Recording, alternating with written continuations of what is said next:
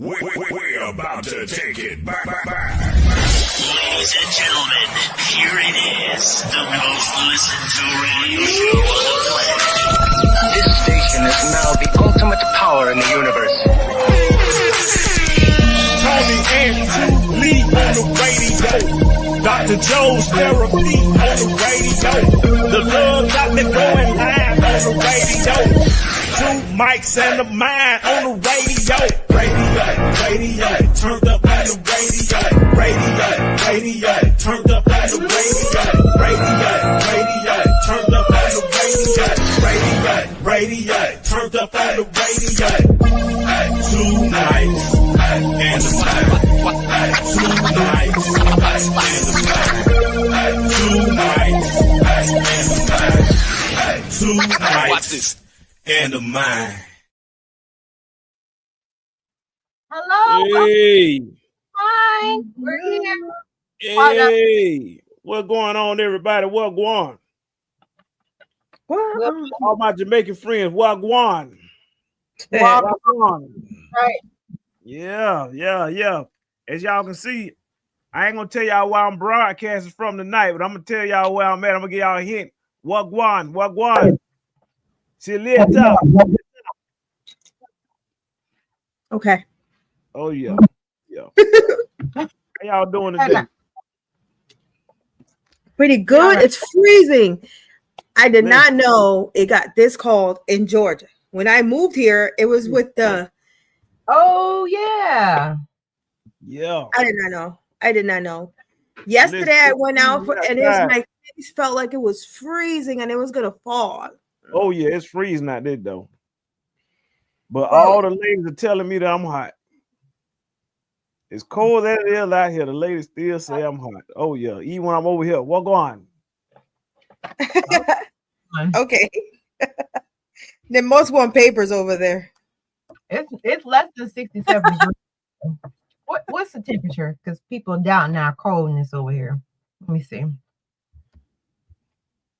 Yeah. Yes, y'all doing all right though. 31 degrees, Womanati. My goodness. No, it's colder than that. I believe it's in the 20s where I'm at. It feels like 22 degrees. Worminati got it. Worminati. Guess what? I saw you, Worminati, and I don't think you know I saw you today. You saw him today? Yeah, I saw Worminati today. Where? He didn't see me though, but I saw him. Yeah. Okay. That answers our question. Appreciate it. Yeah, Worminati. I saw you today, man. And I'm gonna give you a hint because I don't want to give anything, but I saw you today, Worminati, and you look fearless. Oh yeah. What? Oh yeah. I think you know what I'm talking about now. Oh yeah. Oh, really? Okay, cool. Oh yeah. But listen, I'm doing good, feeling good, looking good. What more can I say? What more can I say indeed? Oh yeah. Wonderful time. Let me tell y'all something. Even though if y'all just went outside to the grocery store, it is flooded with people. Everybody's preparing for the snowstorm that's upcoming. Are y'all doing the same? Do y'all got all y'all groceries ready? I have everything ready. I'm not going out anywhere. Listen, it's a lot of people out there in them stores, so y'all be careful. Make sure you get you some gas. If you ain't got it by now, then hey. Speaking of food and storms,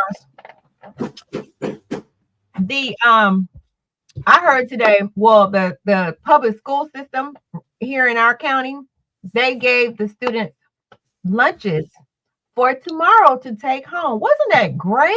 That's nice. That was a nice gesture. Hold on. That is a nice gesture. I tell you why. I grew up. What? Don't they give the kids lunches every day? No, for them to home. They're out of school tomorrow. So they gave them food today to take home and eat today? Oh my gosh. Tomorrow. They gave them food today. And they said, you can have this for tomorrow. because there is a lot of food insecurities. So they try to be proactive to make sure that their students are fed. So they sent them home with food. Now, whether they eat it tonight or tomorrow, the students were given their second meal, is the point. Let's read. I don't like the way that the news media is packaging that story. Let's tell. So can I repackage it? Can I reword it? All you can say was that everybody today that went to class, they got extra meat. So we gave everybody extra sandwich on their plate. Is that what that sounds like? No, they gave them the little lunch to go for tomorrow. That was so thoughtful. I thought it really was. That was really very, very, very thoughtful gesture, because they know that there are kids that sometimes that's their only meal is from school. Yes. So thank you. So they gave that is so nice. You know, in Jersey, the whole thing is this: if you know the kid ain't got food, then you need to send the kid home with food every day. Why I got the way you they don't know. The kids are not gonna say I don't have food. They just said they know they got kids, they ain't got no food. You ought to be sending that kid food every day. Why you gotta wait for it to snow? Sometimes you realize it on your own. They don't tell you, but you get to realize that these kids don't have food in school. They don't have clothes at home. This is something you figure it out. Who's to say that there may be somebody that actually, there are some schools that do that. They have the food available and the kids can do that. So they made, and that is true, they made sure that everyone got one just in case, because of course, there's some kind of,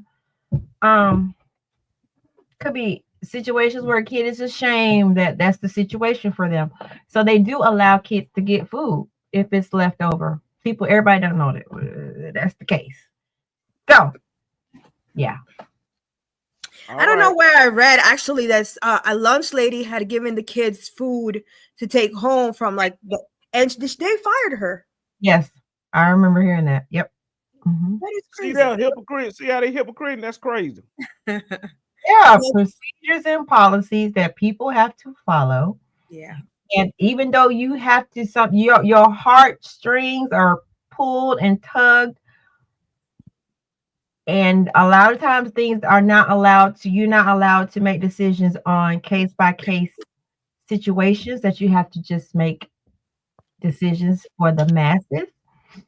And that's when you have your nonprofits to step in and kind of bridge that gap and fulfill that need.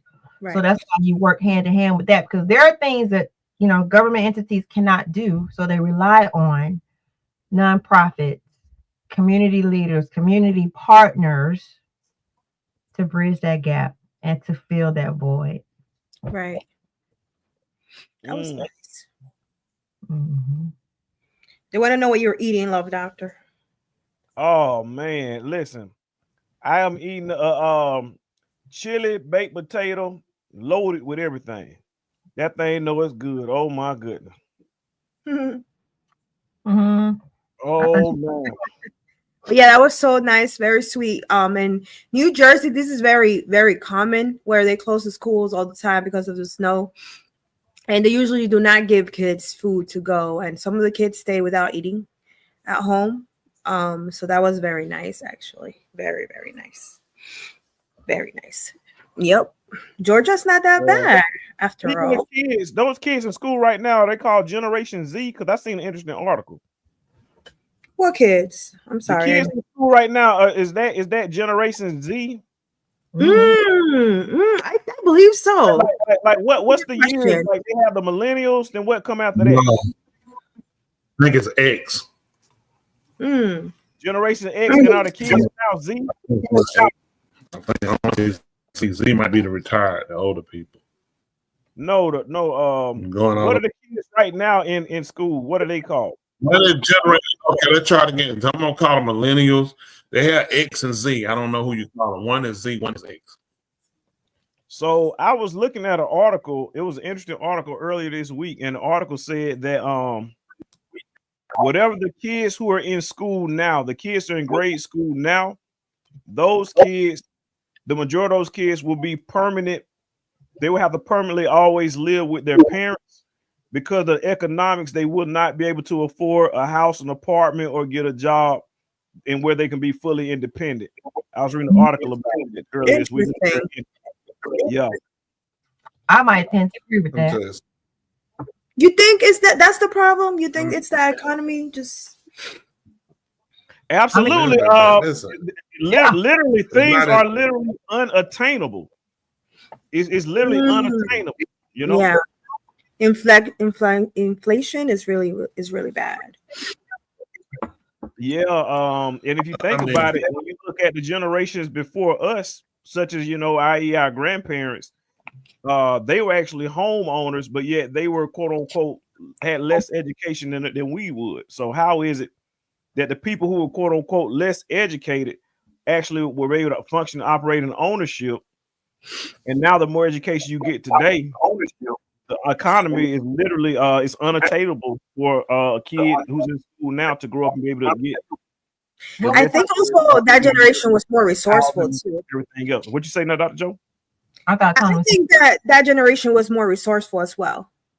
And I don't see anything. So it all had to do with economy. Believe it or not, economics has a lot to do with things.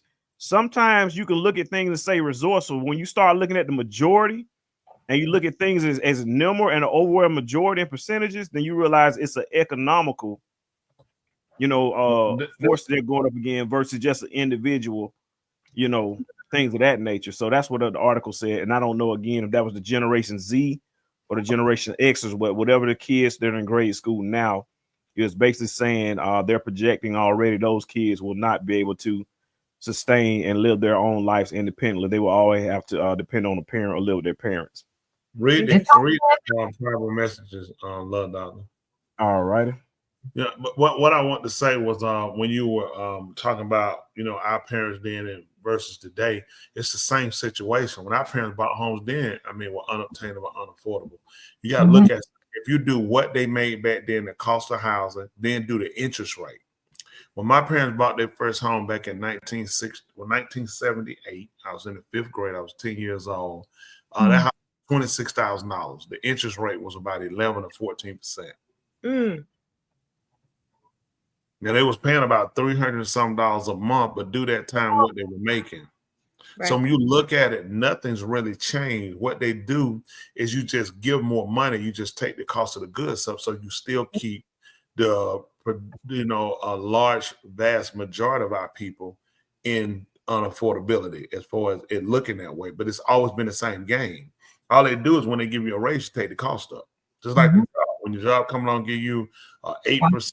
3% raise, what they do, they raise your insurance, they cut something. So when I'm giving you, I got to take something back at the same time. I got to make it where, man, I make more money, my bills ain't changing, but you don't understand. You can't, this is something else people have to realize, okay? The reason why costs are so high too. So what are you doing with your camera? Because on top of ugly, it's just like, it's kind of in a way good because I'm getting less of that face, but so now what you look at, what people don't realize, when you start having less goods, you have to raise your costs. That's something else that people don't know. You're trying to keep people from panicking, okay? Governments don't tell people, hey, we're in danger of running out. You see what people are doing now? Like with those fires in California. Now, that's going to create jobs. That's going to create think how much furniture going to sell right now. So it's going to put rooms to go, Ashley Furniture, other stores. Yeah, because one store can't service all these people. So Workers. It's gonna put workers. You got builders. What this gonna be? The builders want, but then you got the skilled trades you're gonna bring in. It's gonna push Home Depot. It's gonna push Lowe's. It's gonna push Ace Lumber. It's gonna push Plymouth. It's gonna push y'all don't know Randall Brothers. All these people who we buy from this builder, these people are gonna flourish right now. You got the loss of life. You can't make up for that. But at the same time, the economy's gonna stem. You got y'all see how those tractor trailer blowed over? I'm just laying over this. So guess what? Trucks aren't selling.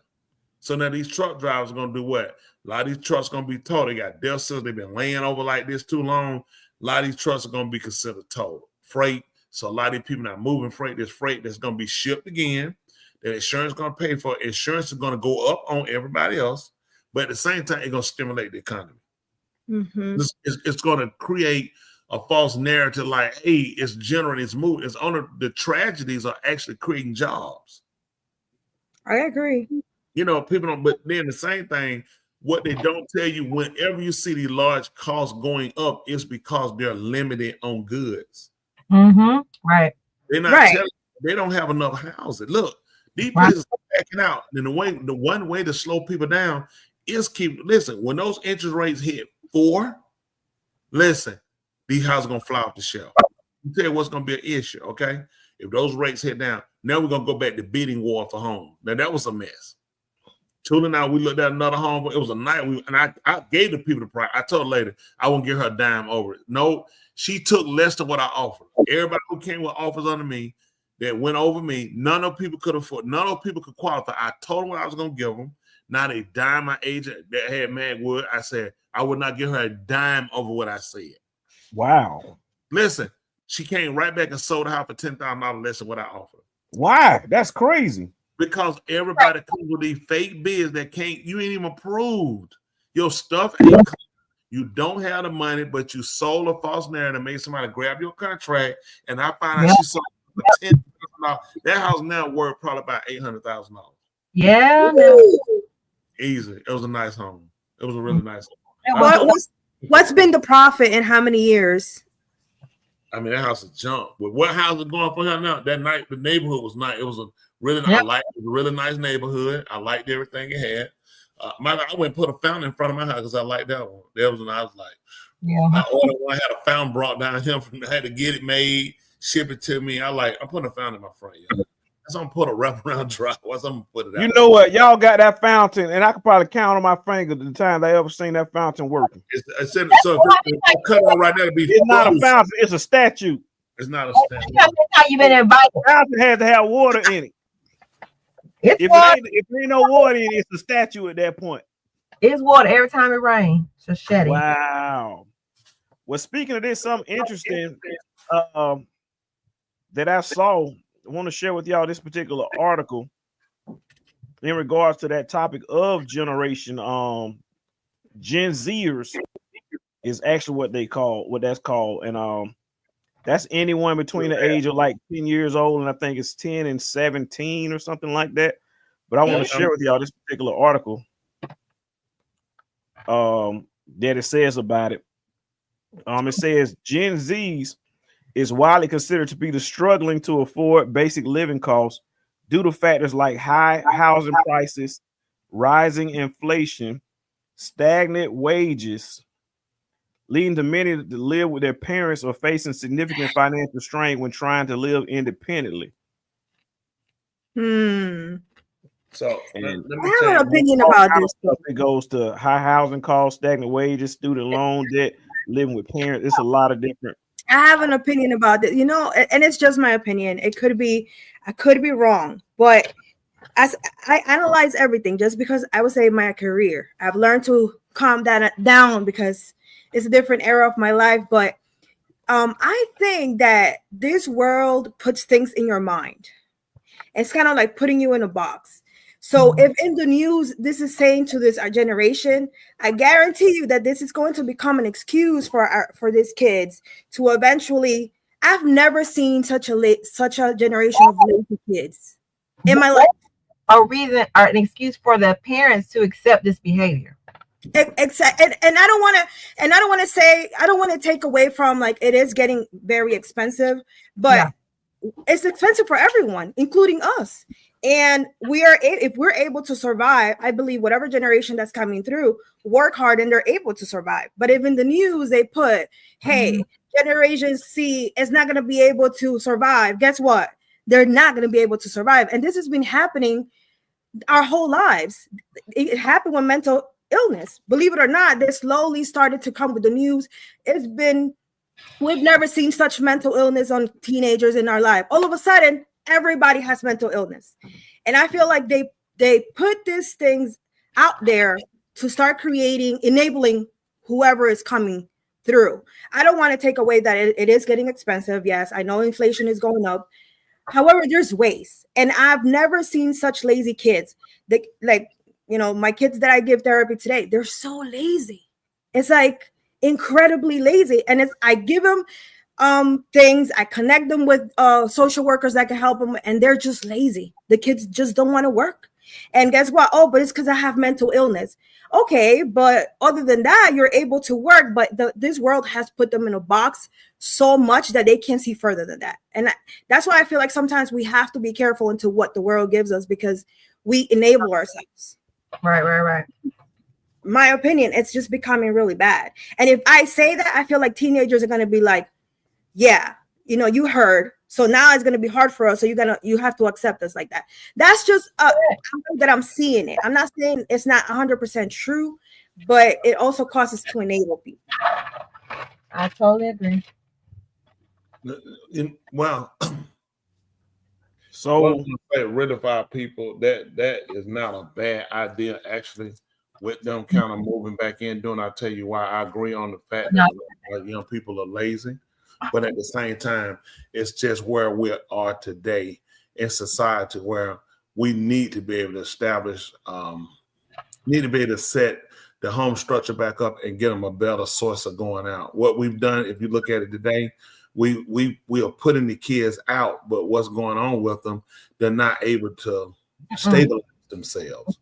And now what has to happen, and this is, you know, particularly to the quote unquote so-called Negro, and, you know, with Hispanic and other people like Indians and other people, they'll live together as family. And when they get out, they'll stabilize. With us, we putting you out, hey, go to college, so you jump in a dorm room with somebody, then you get out somewhere in an apartment struggling. So you have the degree, but you're struggling the whole time. And now with looking at that, it's time for, I would definitely say for the quote unquote Black family, it's time to restructure how we've done things. Just as we have our own, we're living to only pay for the stuff. We're not able to pay for things, have, you know, overage to where we can survive and live and enjoy ourselves, you know, unlike other groups, you know, that we've dealt with. So now here we are. So we got so much work we got to do to try to get things, you know, fixed and go back and revamp these systems that we live in. So it's a lot of work. And it's time. Mr. Ra has taught us for years upon years about programming. They can't fool me. This stuff is planned. It takes plan and think tanks. Oh, without a doubt, woman, and I appreciate that and what you're saying. That's exactly right. And the only people that hadn't gone back and revamped the system and really look at restructuring has been us. For the fact that we like to look good, we like to have nice cars, we like to do all these different things. And when we do, we put ourselves so far in debt that we never get ourselves to wealth, or we never get ourselves to having a comfortability about what we do. And now what we taught our kids is we're just trying to get you out. I just want you out, want you gone. And when you get out, you can't survive. Now everybody's waiting on somebody to die to survive. Like me, I ain't waiting on my mom to die for me to get no money to survive, you know. And that's pretty much what we said. Everybody is, you know, it's bad that you living waiting on somebody to die to collect insurance versus I hope you have a long life. But based off of how we've done things and how things have been going, this is what we do today. You know, everybody's counting on, hey, it's like it's a lottery ticket, it's a funeral, an inheritance. Yeah. Nobody has a concrete plan on how to survive without gaining from other people's losses. According to a recent data, nearly half of Generation Z individuals are currently holding multiple jobs, with some surveys indicating that around 47% of Generation Zers have 3 or more jobs, signifying a significant trend toward polyworking within this generation. Poly being many. Okay. So I mean, Rob, is there something wrong with that? I had 3 jobs to survive when I was growing up, and it had to be done. I got 3 jobs now. So I don't know what generation I'm in. Exactly. That means we're Gen Z. Right now, I mean, it's all about what you want to do in life and what are you trying to become. So all these make the effect of what you'll do. If you're comfortable, you know, just barely making it, borrowing, squandering, then I mean that's what you do. So, you know, it's one of those things where you work based off of what it is you like to do in your needs. Some people say, man, I'm just trying to pay my bills. All I'm trying to do is pay bills. That conversation goes with a work ethic. That means I get over. I'm just trying. I take what I can get. I'm just trying to. I ain't really doing a lot, you know. So it's like, come on, it's a lot. It takes a lot to survive, and with the mental illness, you know, and it's very much real. And you know, just kind of, you know, on that part, and that comes with people don't realize the pharmaceutical company play a big part of a lot of the psyche of that. They need these drugs pushed. So you get there, but you get schools. They get involved with schools, not therapists. Quick, you're going to go through schools. Schools are the quickest way to diagnose kids. Once a teacher start writing center, it's at a while they're going to suggest, have you thought about therapy? When it was coming on, nobody never asked for therapy for no kid. They let you be up. It's time that you parent them. That's what you need to parent. Everything is therapists, psychologists, social work, and these people look at, hey, they're pretty much trained, I would say, probably the average of them, to medicate. Would you not agree? Most of it, because a lot, even with therapists, a lot of they lazy. I'm like, I don't get. Let's go with medication. I think that's because I need to get you. I'm put too much time in caring people. It's a chain. It's like for us, we can't bill unless we diagnose. Once you're diagnosed, you go up to psychiatrist. It's like that psychiatrist is going to give you medication. So it's a chain. You can't bill. You can't get paid unless you diagnose. Diagnosis is going to say, okay, you can get medication. No. So you go to a psychiatrist. So absolutely, bro. Yeah, I see a woman now saying just to go play. Woman now, let me just say this on the end. This person posted, you know, that's Jesse Martinez. This shows you how real mental illness really is. You know, mental illness is really a problem, and people don't believe it. Not in kids, but with adults as well. I mean, it's to be ignored. It's time wasting. If people were doing something productive, they wouldn't even have time to be on here doing it.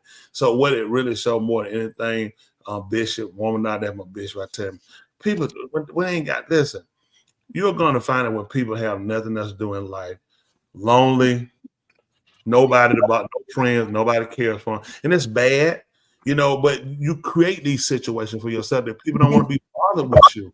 A lot of times, people, nobody loves me. You have to make yourself lovable. Nobody likes me. You got to make yourself likable. You know what I'm saying? Nobody, you got to show yourself friendly. A lot of times, people don't. So what do? They take their illness and they'll try to take other people with it. It don't faze me because I care less. I would express the same thing to you and other people. You have to stay. I stay focused. I don't waste my time with people. I know I'm doing something. So when you're doing something, you're always gonna have the haters on. What say they married, never seen the wife. So I guess the marriage must be the hand. So if they were doing some productive wife and in some religion doing so well, why would they be wasting time here? Because it doesn't exist.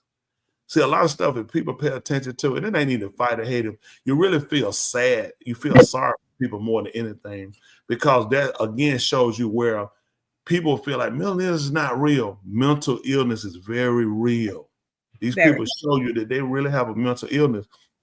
The problem comes, everybody just don't know how to deal with people with mental illness. For us, just look at, hey man, we had to stay focused, keep going. That's what you're doing. We are on here and we are hard everybody on, even him. We are hard everybody on him. We just people looking for something different, and for us, it's like let's deal with getting help the way help. What people comment just talking about, ain't nothing going on with that. There's nothing going. It's nothing going on in life. If y'all all could please tell Jesse, just tell me y'all. Everybody just tell me. I'm gonna text Jesse. I love you, Jesse, because I don't have that. Listen, we don't have Jesse. I love you. This not gonna help him because you gotta want to help. You know, that the whole thing with people, you want people to get help. That's the perfect example of putting yourself in a box and not seeing further, not moving further. You know, so you put yourself in that, and usually it's when you haven't managed that traumas when you were younger, and eventually just builds up and put yourself in a box, unfortunately. But yeah, that's all that. That's all that. At the end of the day, y'all love each other, keep it moving. But now back to what y'all were talking about, though. Yeah. So what I wanted to say is that something I was looking at is so when we look at the statistic and it shows that the 47%, which is half of the Gen Zers, work 3 or more jobs. You know, we really can't say that they're lazy because they're working 3 or more jobs. Half of them are working more than 3 jobs. It's just showing that the economy, they are not able to generate the income. Now you know what? Sustain themselves. You know What's what? up to? What's that? You're right. Okay. Now I'll have you a little piece, but you're right, because I know one that's working too. You know, Yeah. actually was working. She was working 3. She was working 3. Made her quit 1 because that's ridiculous, and so now she's working 2. I mean, yeah, you're right. They do work more than 1 job. You're right.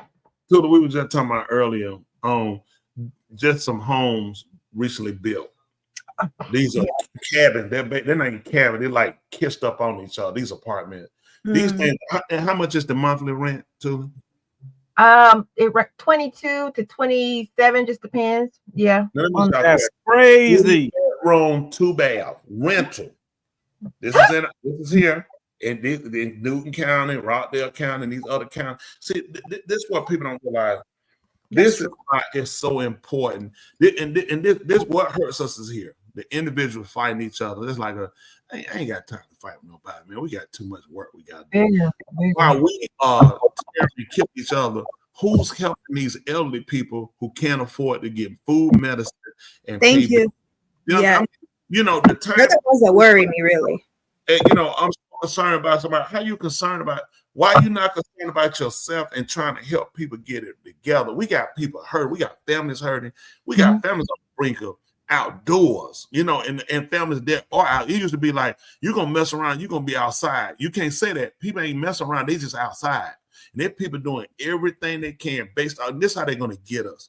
The education level that we're achieving, the amount of money that we're making does not afford us to be homeowners anymore. No. A lot of us were fortunate enough to become homeowners, but right now with what the rate is, how many people could buy a home today with this interest rate? And let's just be honest. When we bought our first home, I think they gave me first time homeowner. My credit score was 680, and they was like, that wasn't good. They didn't consider that to be good credit. Now these people buying houses of 5. You know, you could buy a house with a 588 credit score. 588. I bought at 680, and they was trying to tell me I need to work on getting my credit up. And because I was a 680, that was my rate. I got a 9% interest rate. But homes were cheaper, but I had a 9% interest rate. So you can see where we got to come up with a strategy on how to educate our people and get our people to a point. And that's everybody, not just, but when I say my people, I'm addressing the fact that too many people of color are not being taught or educated on the home buying process, how to strategically work together. I'm being honest with you. I think some couples should look at, if you want to really get people to survive it, this is what we got to do. We got to go back and revamp this system. Everybody got their own home, but let's just be practical. Just say, Resident Joe, you got your own home, which you do, and Love Doctor. But if we're having to go in and help you pay your rent, okay, Joanna, for a couple of months, then we come back, we're gonna help Love Doctor. Then we come back, we help me. Then we come back, we help him with bills. Is this really the right situation for you? Because you're not able to sustain. You're making it only because we're helping you. I'm not against helping you, but now you're depleting us. Enabling, yeah. Now it ain't even enabling. You're crippling us if we're having to help you. And then I'm crippling you because now you can't really sustain it. What you were setting up and the lifestyle you kind of put for yourself is not practical. So instead of drop the pride, hey, I ain't got no kids, you ain't got no kid. Hey, we get a house together. Let's just do this together. We put our monies up. I help you pay this. I got money when I sold mine. Let me get really stable. So when I get back out here, I can really sustain myself. I put up this calculator because I want to show something. I want to look at the math. I want to. I think I might have misheard y'all, but I wanted to ask. Did you say that it was $2,200? How much the rent was? to 27. Yeah, 22 to 27. Yeah. All right. So for this illustration, I'm just gonna do the math on 2,200. Mhm. Typically, in order to get $2,200 worth of rent, they want you to pay what, 3 times the rent? I think it's a Georgia law. You can't do 3 times the rent. They came in to stop that because too many people couldn't get home. A lot How of much states is it now? How much is it now? Because when you're applying a mortgage, they still want you to. You still got to have your We're not talking income. about more, but listen, we're not talking about more. This is the stress of renting. You want 3 months, and Right. and before they All were right. asking So let me over just do the 700. math. Hold on one second, Wayne. Okay. No, what I would just want to mention is they were before they came in from the government coming down on trying to get some rent control, trying to cut some of this down. Then they had too many people weren't able to get home because then they were asking for 700 credit scores. Yes. That was That's higher than it was crazy. now. Listen, not only that, they were asking for someone was asking for 3 months up front. Wow. So on top of the 20, but of course it wasn't 22, it was like 17, 18. They wanted 3 months, over 700 or better credit score. Mm-hmm. So it left people to where I can't do nothing. Right. Yeah. And buying a home, I kind of coached somebody who bought one. Just say a $300,000 home, okay? Just the down payment conventional hit over $70,000. That's crazy. Down payment on 300. That's a lot of money. Over 70,000. Yeah. Yeah. Listen, so now when you do FHA is going to charge you 3% because you're doing 20% conventional. So when you come back up on this end, these people are going, okay, now you're doing this one. This is where they come back and hit you at. On the FHA, you still got to come out 25,000. Mm-hmm. That's when we bought our first home, I only put down. I thought I had to come up with like $6,000 some dollars. It wasn't a lot. I had to put out like $6,000-$7,000. I had to get them. That is. And the homeowner paid probably a little portion of that. That's what I paid on the FHA loan. Mm-hmm. That was on a $78,000 house at the time. Mm-hmm. So you're looking at how much money, and which still was a good bit of money. That was in 1996, 96, 97. 97. 97. Mm-hmm. Wow. So you can see how things just evolve and change so much. A lot of it's just not practical. How many people like you got a 700 credit score? They say you need to go conventional. If it's 300,000, you're going to spend 70. That's insane. For those that don't know, you pay a PMI payment. If you have an FHA mortgage, that means you're paying a PMI, which this is a mortgage insurance that you're paying the federal government who stepped in and told the lender, listen, this person right here can't do conventional. Okay, give them the house. I'm gonna pay if they default within this time period. So what happens? This is how a lot of people don't know. I'm gonna help those y'all that don't know. PMI falls off after a period of time because it's an insurance.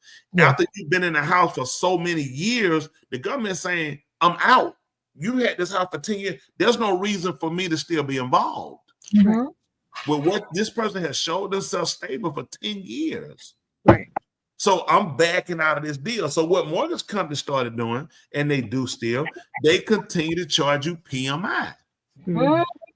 They still do, yeah. So now you're paying an extra $129, $247, depending on the home. The more the home, the more the insurance is. Because I'm saying, listen, think about this. It's a racket. Let me show you how the racket really works. But then let's look at it this way. Look at it from their end. So this is how they look at it. Say I give you a FHA loan. The government gives me the insurance. So they paying the insurance. They're not paying me. They're paying the insurance policy saying, well, you're paying it. Saying if you default on this within a certain period of time, that this house goes back, they're going to pay, right? Mm-hmm. They're going to pay me out. So you don't owe me, really. Okay, instead of saying you don't owe me. How is this falling on your credit when you pay the insurance? Mm-hmm. Okay, let me tell you something else what gets you on that. Why are they selling their home and getting money for it again when it was paid for by the federal government? Because it was an FHA loan. They had a PMI payment. So now let me tell you what you're looking at. The mortgage company is getting paid twice. Mm-hmm. See, most people, they're getting paid twice. So now let me tell you what they're doing and what happened. Now, Now, guess what I do, little doctor? I put you in an FHA loan, and I know that you're going to fail. That's why the federal government came and said you need to have a 6-month reserve. Y'all remember one time when didn't you remember them asking you to have like 3 or 6 months reserve? You had to show the size. Show your proof of funds, all that. But the proof of fund, no, we talking about you had to show that you still had money after you paid it. If you notice, they're not asking for that no more. Because the mortgage company looking at, if you look, the better math is doing the FHA, and you don't really qualify for this. Because when you fail, the federal government is going to pay me. Plus, I'm going to take your house, I'm going to put it out on the courthouse step and sell it. Mm-hmm. So it's really not good. Think about it from the business point of view.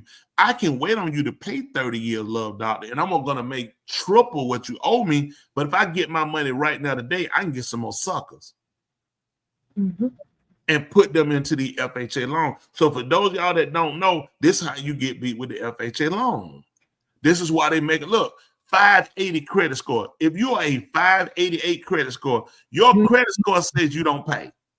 Yep. Why would I give you a home? If because you're going to get an FHA, which means there's going to be an insurance. I'm going to get my money. If you fold on this in 2 years, this is better math for me. I'm getting paid from them. Plus, I'm going to sell your house on the courthouse steps. Mm-hmm. Look at he's saying. He's saying it's people fighting that now. It's dirty and you know what happened is it's the fact that, and you try to get people. This is why I say, if the individual people can learn to work together for the cause of, let's work together for people, because what's good for you is good for me. You see what I'm saying? What's good for me is good for you. When I'm talking about as far as affordability. Yeah. You know, being able to put, because they don't want people to be comfortable. That's what y'all, listen, they did the math during COVID. Everybody showed them what they was going to do, and they got along. People weren't working. People went crypto. Crypto was it. Man, folks, listen, they doing video. Hey, y'all, it's 9:30. I'm already done for the day. I made something. Then they got a drink. They're like, people saying like, what? They're like, man, I'm done. I already done work for the day. I'm done. I'm at the pool. Listen, hit me up, follow me. I'm going to teach you how to do. Yeah. Doing, why y'all think they crashed crypto? Because too many people. I don't remember going to a restaurant, they were closed. They said, we don't have no workers. Yeah. I remember pulling up the restaurant and somebody was saying, yeah. That's true. Like, nobody want to come. You thinking, huh? And it's like, why are you looking to make? Why would they come to work when they were making money? Right. You only go to work to make money. So now you keep people where they so stressed. It's more like that you and I will kill each other, because I'm stressed with these bills. Excuse me, I'm stressed with these high. You stress, so it don't take but a little something, and then you going at it. That's all it takes. Yep. It can be gunplay at a red light, just like the person came. If people just looked at what you fighting people for, you got an opinion. People, that's like me. A lot of years fighting preachers. And I came from a good place when I did it. I felt like people wanted the truth, and people wanted to hear the truth, which they do in a sense. But knowing what I know now, it's a better way to do it and be more effective.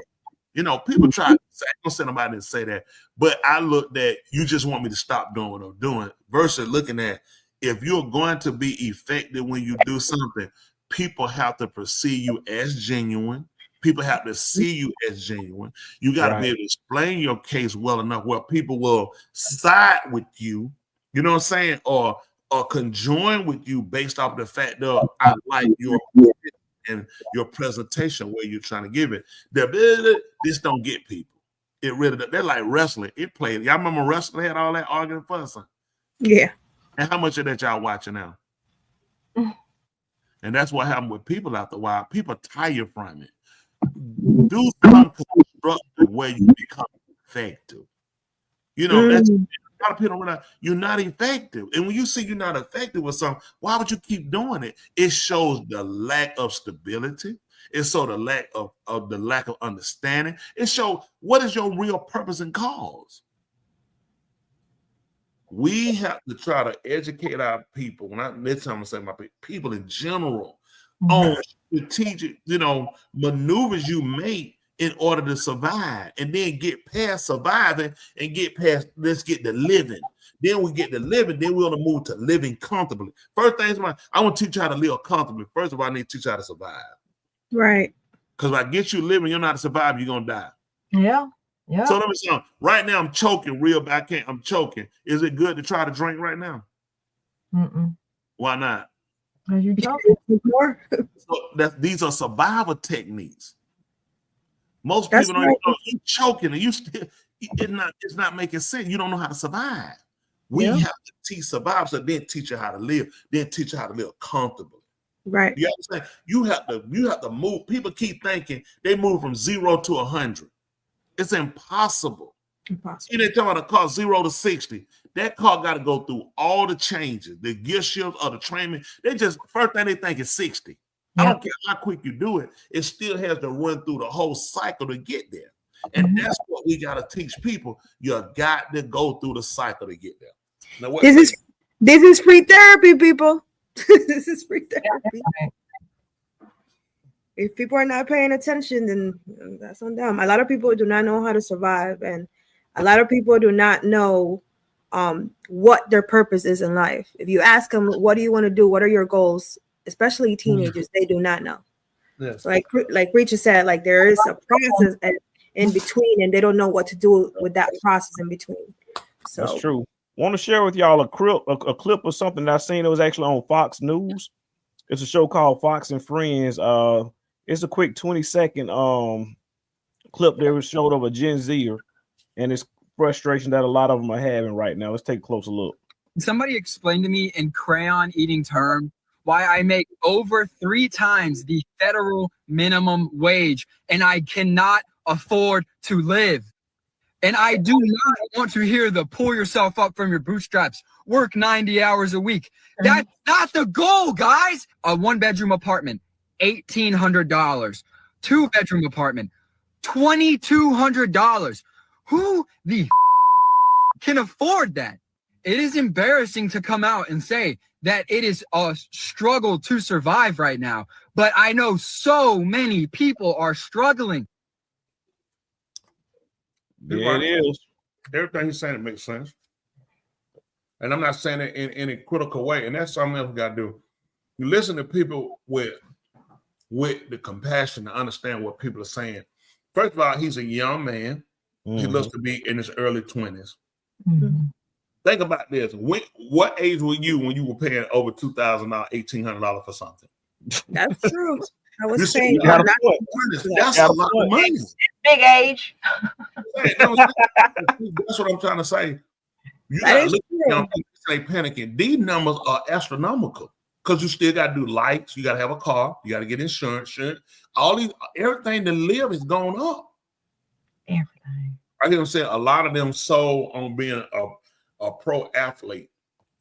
I would say, I mean, rapper, athlete, some type of entertainer, actor. A lot of them are sold this. I mean, they look at it looks easy, and they don't realize what they think look easy. These people put a lot of hours and time in. You looking at the concert, you're not looking at the hours they put in before the concert, the days a week, going back, rehearsing maybe twice a day to try to make sure everything is on. So you try to make sure these people get their money worth, or otherwise they're not gonna pay. So when you look at it, you gotta look at their costs. You gotta pay for lighting, you gotta pay for sound, you gotta pay for the venue, it's so many people, it's insurance you gotta pay Lloyd's of London. Because when you do a concert, Lloyd's of London is who insures you. If I die and y'all don't pay for concert, I sold out all my concert and I die, these people spent your money.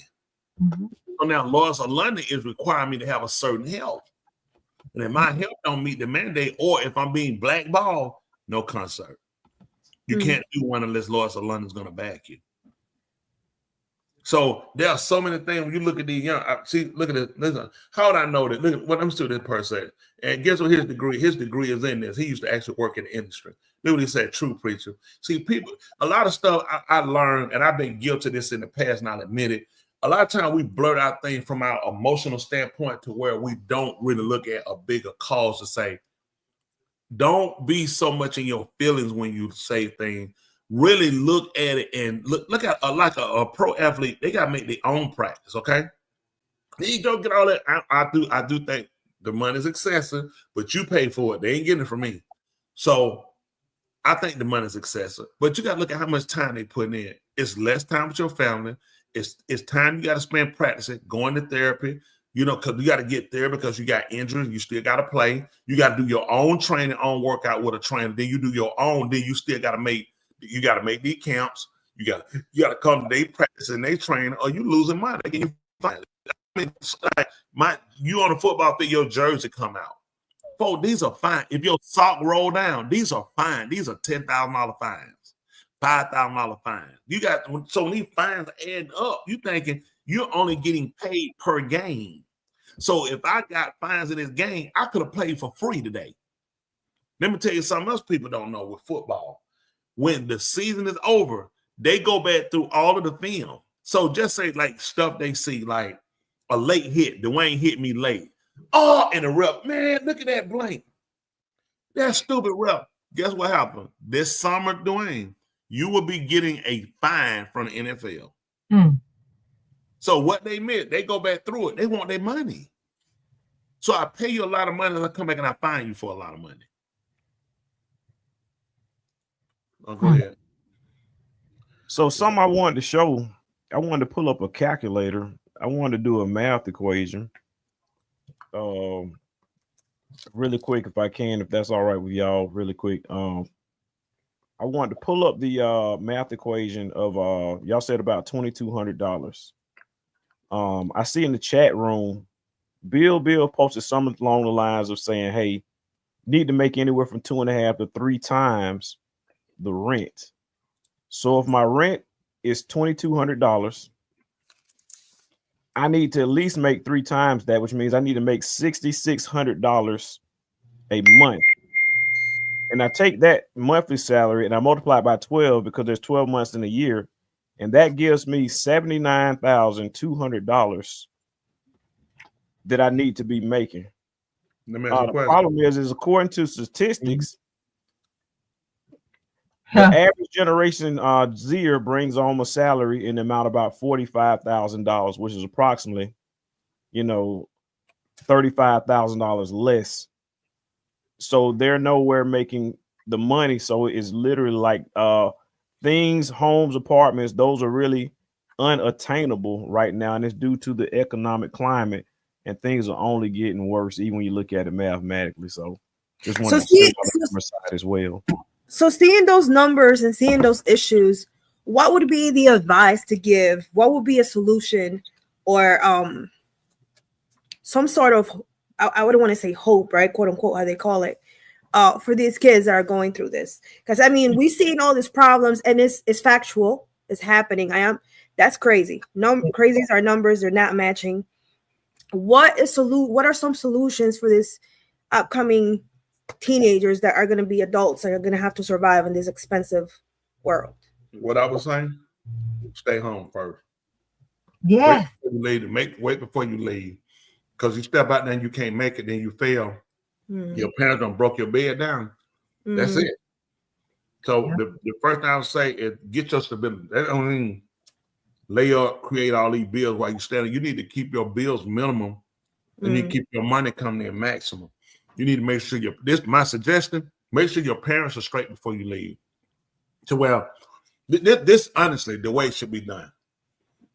The kid needs to stay home longer until get your degree. I need to get an apartment. You still in school. So you're going to pay for an apartment. You in school, which means it's going to affect you on your studies, which means you're probably going to drop out because your bills increase. When you get an apartment, the apartment got to have furniture.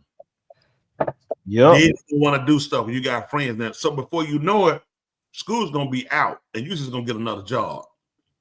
So now you don't have a career, you don't have a degree, and you got some college, and you've accumulated these bills. And by the time you put the science together, realize you have been duped. It's too late. So now, what I suggest, staying home longer. Okay. What I'm saying, but that's not just staying home. No. You need to be managed. If you're a parent, no, you can't tell them you can't get no bills because you need to try to help. And the reason why you need to try to help your parents make sure they stabilize. So when you leave out, you ain't got to come back again to take care of them unless that's something you want to do. So making sure, because when you look at, a lot of us didn't have the teaching or training or the narrative giving us to know about getting a home, knowing how important it was to use your home or use money, how to put monies up, how monies need to be spent, how monies need to be saved, how things need to be pre-planned, how you got to look down the road. Everything you see, you can't buy. It's just so many things that they still need to be taught. And when they see how long they had to stay home, when they get out, they can become more effective. Look at, it's important for me to make sure I can maintain when I get out here. A lot of them got me and Resident Joe, we're gonna get an apartment together. Well, what if Resident Joe get married? She meets somebody she like. What if I like to meet somebody I like? Right. So am I gonna still hold this lease with you? No. Nope. So, a lot of times they thinking the things are a good idea. What I suggest, need to go back and just revamp the system, because a lot of things they told us, that's, look at when Abraham left for his father's house. He became, he left, he was one of the richest people in his land. Look how long he stayed at home. So And that's what people with money do. Yeah. They keep their kids till they build money up, and then they're able to buy a nice home, be married, have their kids. They set them up. They set them up for the grandkid. They went on the grandkid. When the grandkid comes, it's already a saving account. It's already insurance set up. They got money set aside for college. They already working on. They buy policies to pay for college. Yep, that's right. When we buy a policy, when we try to accumulate a policy for our kid, guess when we try to get it? When they're adults. When the kid dead. When the kid dead, we trying to find out, is it a policy? There's no policy you can buy when they dead. So a lot of this, it's just a matter of people willing to go back, people willing to get together with people that they know they can trust. They got to say, listen, how about we get a place together? People, I'd rather have, I try to have my own. I like that. I don't been on one, but you're struggling. Everything you got, you're throwing out the street. You're paying bills. When you pay them, you still ain't got nothing. Are you really making? You saying you got your own? You have your own problem. You have your own deficit. You have your own red credit. So what are you saying you have that's yours? Right. So I'm just telling you, I got a plan. But if we went back, I thought about my boys. I said, I started telling you, I'm like, come on home. So everything you got, get the stuff up better. I don't need nothing from them. When you start looking at how far ahead you need to be, we start out behind. Yep. We run behind the look. We buy the Polo, we buy the Michael Jordan, but our pocket and wallets and pocketbooks don't say that. Our pocketbooks and wallet bank account saying pay less. Hey, you might buy your clothes from Dollar General. I don't even know they sell clothes. They Dollar General, yes, they do. I have, yeah. Like t-shirts. You got Dollar General clothes? Yeah, I got some. I have, yes. I knew it. I wasn't gonna say nothing though. It's t-shirts from there. It's not about the clothes, it's about who wears it. I want to take a special time out, and I forgot to mention my number one fans. That's Ian and that's Jordan. I want to say what's up to Ian and what's up to Jordan. I know y'all out there watching. Why you talking about Dollar General Club? No. But go ahead and you can go back to Dollar General now. I'm just saying. Make sure I acknowledge my fans, Smitty.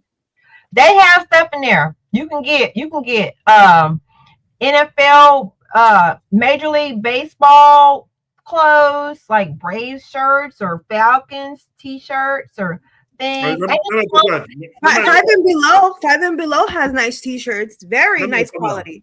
And clothes. When you can get the clothes that you need, that you have a specific clothes you have to wear, and you see them, that's when you get them and you wear them. There's nothing wrong with it. See, you would never know if I hadn't told you. That's right. That's true. That's true. Ain't nothing wrong with it now. I got clothes. Well, I ain't gonna go that far, but I do. There's also coupons, clothes. Shop smart. And another solution, Dr. Joe, because the question you asked is like, what are solutions? If we realize that was the problem, what's be some of the solutions? And it reverts back to they really need to spend more time on understanding how to solve problems. Problem solving is detrimental for them as young adults, young men and women on the rise. It's detrimental that they learn how to solve problems, how to resolve conflicts, because they're already at a disadvantage. They're behind the game. The last thing they can do is I love start that. getting more and more problems, you know? That is the beautiful thing. It is 100% true. It's a beautiful thing. However, who's teaching them how to solve problems? Because somebody has to teach you how to solve problems. And the problem is that parents are not able, don't even know how to solve problems. So now it's like, it becomes like a whole ball of snow. Now that the snow's coming, it's becoming bigger and bigger. Parents don't know, kids don't know. Okay, it's a beautiful thing. Yeah, learn how to solve problems. But who teaches these kids how to solve problems? We need to teach them. What the biggest thing to teach them is how not to create them. And that in itself solves problems. Thank you, Wayno. Yep. You so deep. Mm-hmm. You gotta get people to where they get that point and where they learn how to avoid situations. Because preacher, I'm sorry to interrupt you, because preacher, fortunately we have you to teach our kids, right, in the synagogue. But these other kids out in the streets, they really don't have people to teach them life skills. They really don't have a dad around, and if they do have a male figure around, it's so much going on. They don't have time to sit down with them and tell them, hey, this is how you solve problems. Or sometimes they're not really interested in learning how to solve problems or how to avoid problems. So it's like, okay, we identify the problem, but then how do we solve it, or how do we prevent it? It's like, it's very difficult to, so, you know, a person like you that sits down and explain kids and talks to kids and, you know, role models kids, but how many of you do we have? It's not, realistically, it's not many. He needs to go on a global stage, huh? Go on TV. Go, you know, it's like, realistically, I see kids, they don't have a male figure to teach them what life is really about. The thing too, there are a lot of different organizations that try to do that kind of stuff, but then you look at, is the person that's doing it qualified? Should this person be doing? You can have a good heart and think that you can, you know, do certain things, but it's just not what you need to be doing. So exactly, reality. Yeah, there are people that do try to help, I think. Absolutely. Well, I think what happened, some of the things that we were given for solutions weren't really practical. If you look, I listen to a lot of people talk, and I'm not saying that as say I know more than other people or whatever, but I think sometimes when people talk, you can say it's more or less just pre-recorded stuff you heard from somebody. It's not practical. Yep. You got to go out here and do this and dress for success and do this. That's fine for what you're saying, but give me the real basics to where it makes sense. Right. Everybody keeps saying the same thing. You know, work harder. You got to go work harder when I have no job. Tell me how to work harder. So, but most people don't really know how to give people something concrete, right? So what do? They constantly keep making up things and just saying what other people say in hopes that it'll make sense. You know what I'm saying? Just hoping that, hey, well, you know, people ain't stupid people. It's not that people stupid, but sometimes we need you to hold our hand to get us through it so we can kind of say, right. Step, yeah, you do. And people are like, well, I'm not going to hold a hand. Well, then you're not trying to help. Right. Some people do need it. Yes. Mm-hmm. And it's okay. You spot on with that. Yes, sir. Yeah, it's okay to need a hand to hold you in order for you to get there. That's it's good that you said that, preacher. It's good for people to accept that if you can't do something, it's okay to say, I can't do it. Please hold my hand and walk me through it. So there are some people that are able to do it themselves. You know, we learn differently. But the whole point is to get there. However you're going to get there, you just need to figure it out. But that's a very important thing that you did say. If you need someone to hold your hand, accept it, take it. We're just trying to do better at this point. It's a hard world out here, but it's difficult. Somebody here want to talk to me. Me and you, one-on-one. You scared? Yeah, that's me. I'm definitely scared. Yeah, everybody know that. I'm definitely a fearful person. So we know that. That makes a lot of sense. Here's a person here crying out for psychological help. And I'm not interested in being bothered. What you can do with people, you can love people, but you don't have to be bothered with them. I tell people, you be successful, you let people hang themselves. So eventually you give them enough rope, they'll hang themselves. You just let people keep moving. What I'm here to do is do this. My goal, my agenda is not to try to get everyone convinced. My goal is to put the information out there, and those that are willing or interested, they'll do it. But what happens with people sometimes, people are trying to push their agenda. See, this is the problem. What happens, and Jesse to help you out so you can feel better. I'm here is validation. See, unlike you, I don't need nobody to validate me. In my way, you don't exist like that. Honestly, it's no existence for me. And I say that and move on, but I don't really have no existence for you in my life. I don't have room in my life to like, yeah, I know. That's it. Stop there. Again, we love you, Jesse, and you take care of yourself. Jesse already supposed to be in jail. The police already done told. I got no evidence. They already can lock him up. So he wasted time. I try to let him keep moving and going on. We're not brothers. There's no scripture you had to connect them. Two can't walk together except they agree. Me, you don't even walk together. So I don't know how you could use anything of me having a conversation with you or talk with you one-on-one. What's the purpose? You can't convince me of anything. I don't believe nothing you say. I'm not a follower of you or nothing you believe. That's something you do. But listen, this is life. Everyone has a right to believe what they want to believe. That's like, it ain't my job to make people believe something different. People are on here watching me do this. Pull up and show how many people are following you.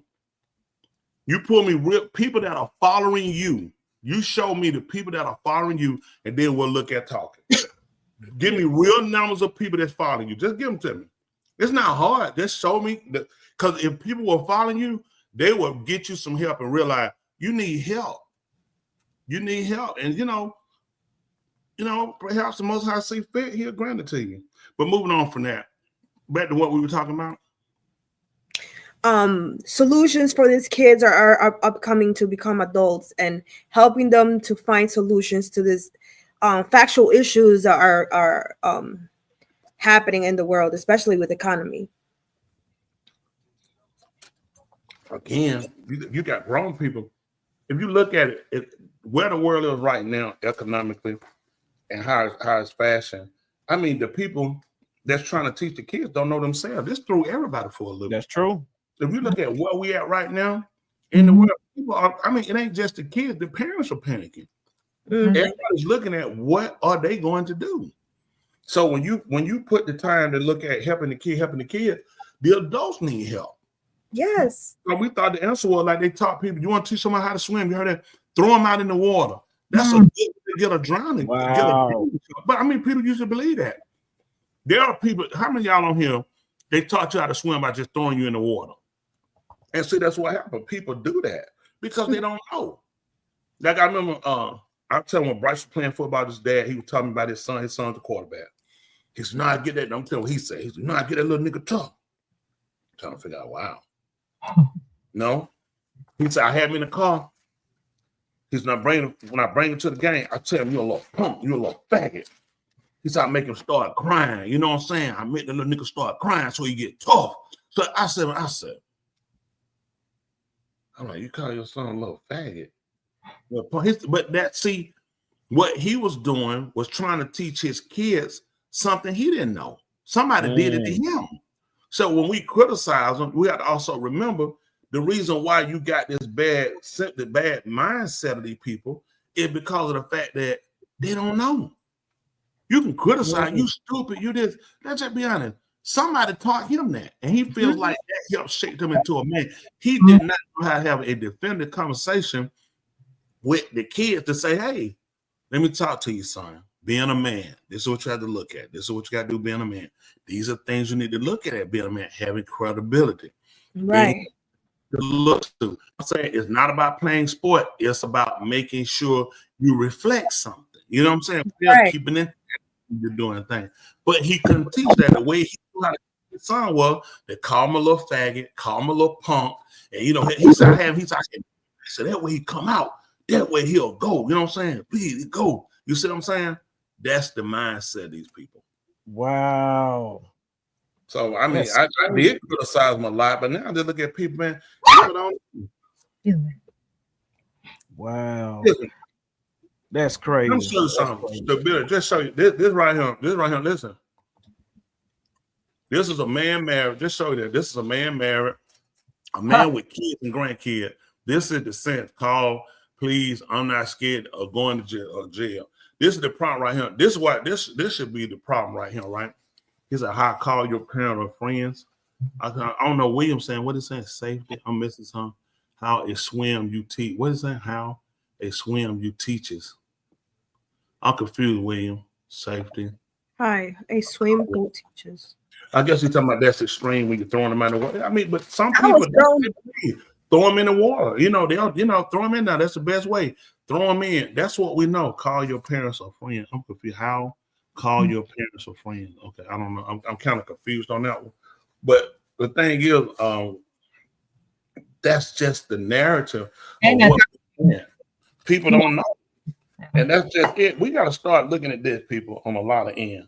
When do we recognize that people need help? And a lot of it is it's the rearing, because it's certain things as a man, just like something, certain things as a man you don't do. You know what I'm saying? As a man. Right, right. A man, it's like you don't know. You just don't know. I mean, you just don't know.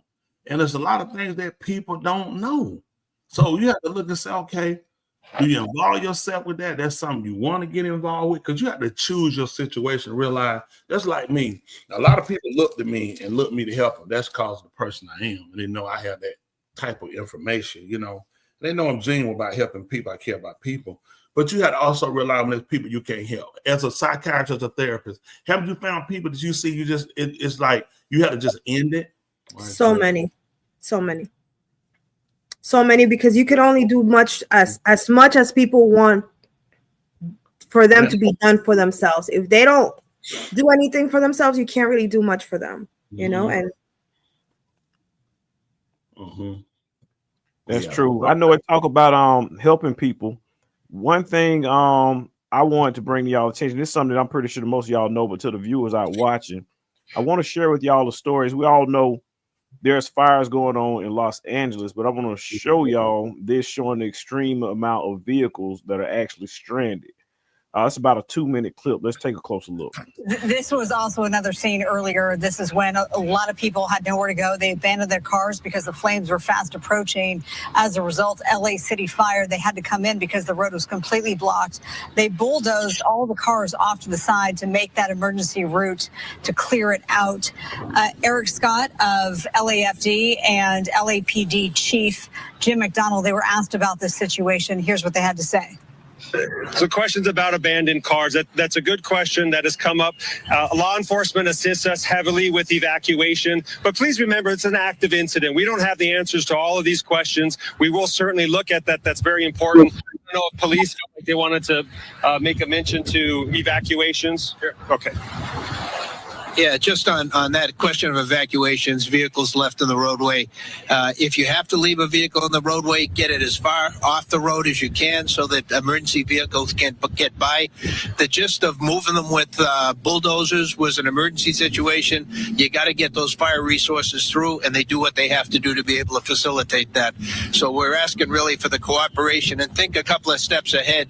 It's not just your vehicle there, but then others line up behind you as well as they see what you're doing. And so I can't stress enough, please follow the evacuation orders. Do your best to be able to get out to safety.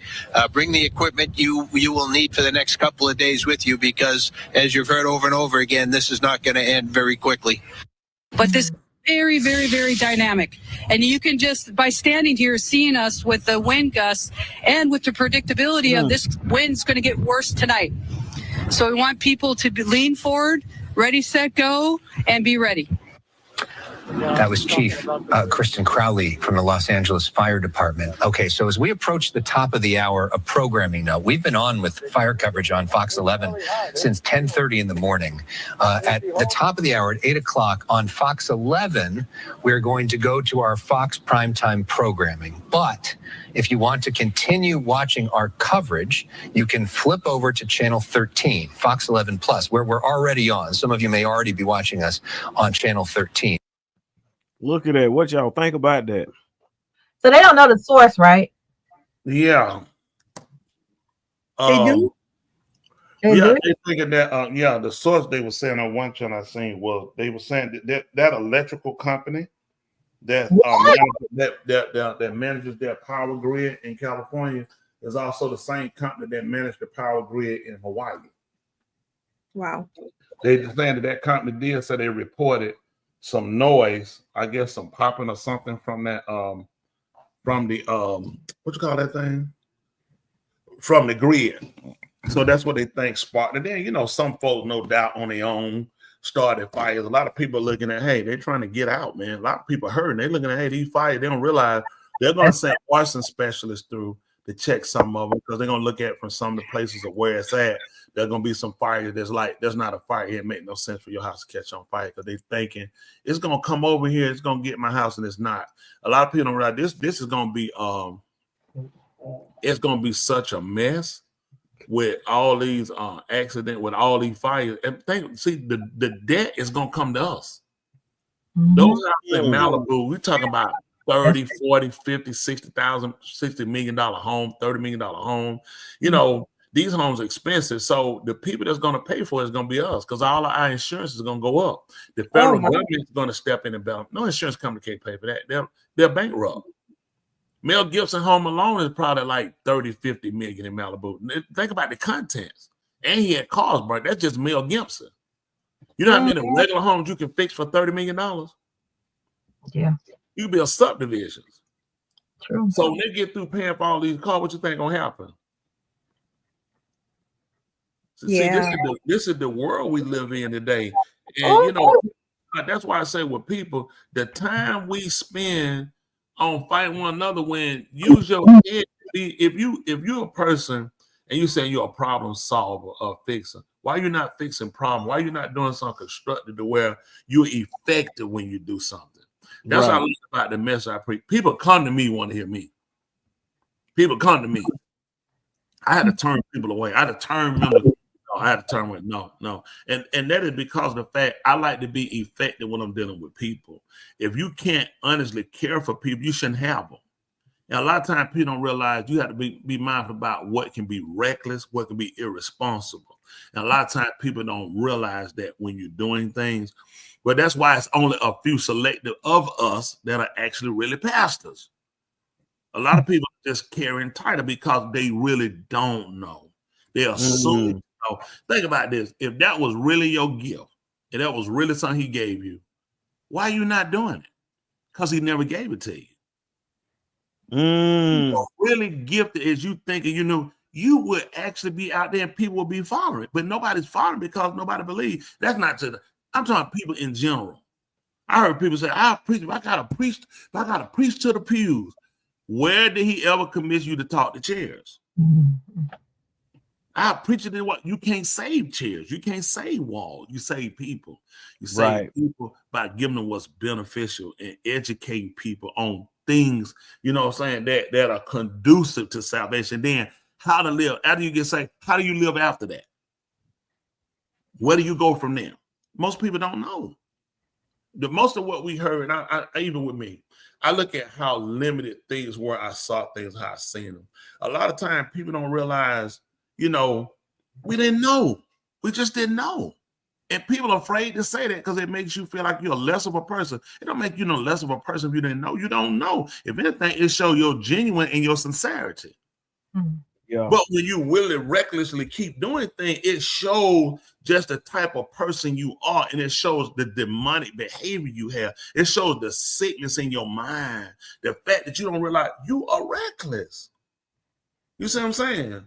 So people really have to look at what they're doing and really have to consider at the end of the day. And you got so many people hurting, and you got so many people that's just ineffective. It's just ineffective. That's all. But that's unfortunate with that. But we are gonna pay for them California homes.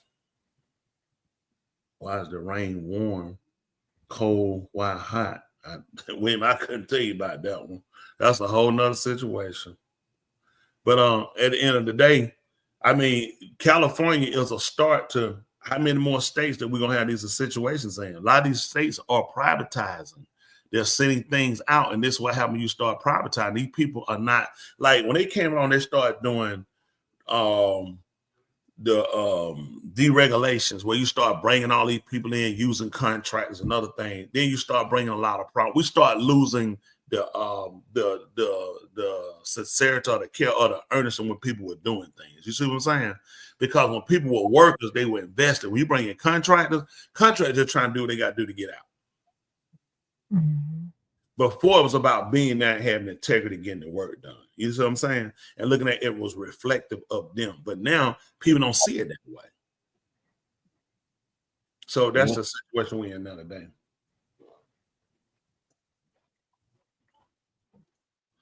Beautiful day though. Bueno. You up? They I don't know, did it glasses? Bueno, did your glasses cut off? What glasses? I don't know, because you just had a dead spell. I thought you had a video or something you were trying to show up.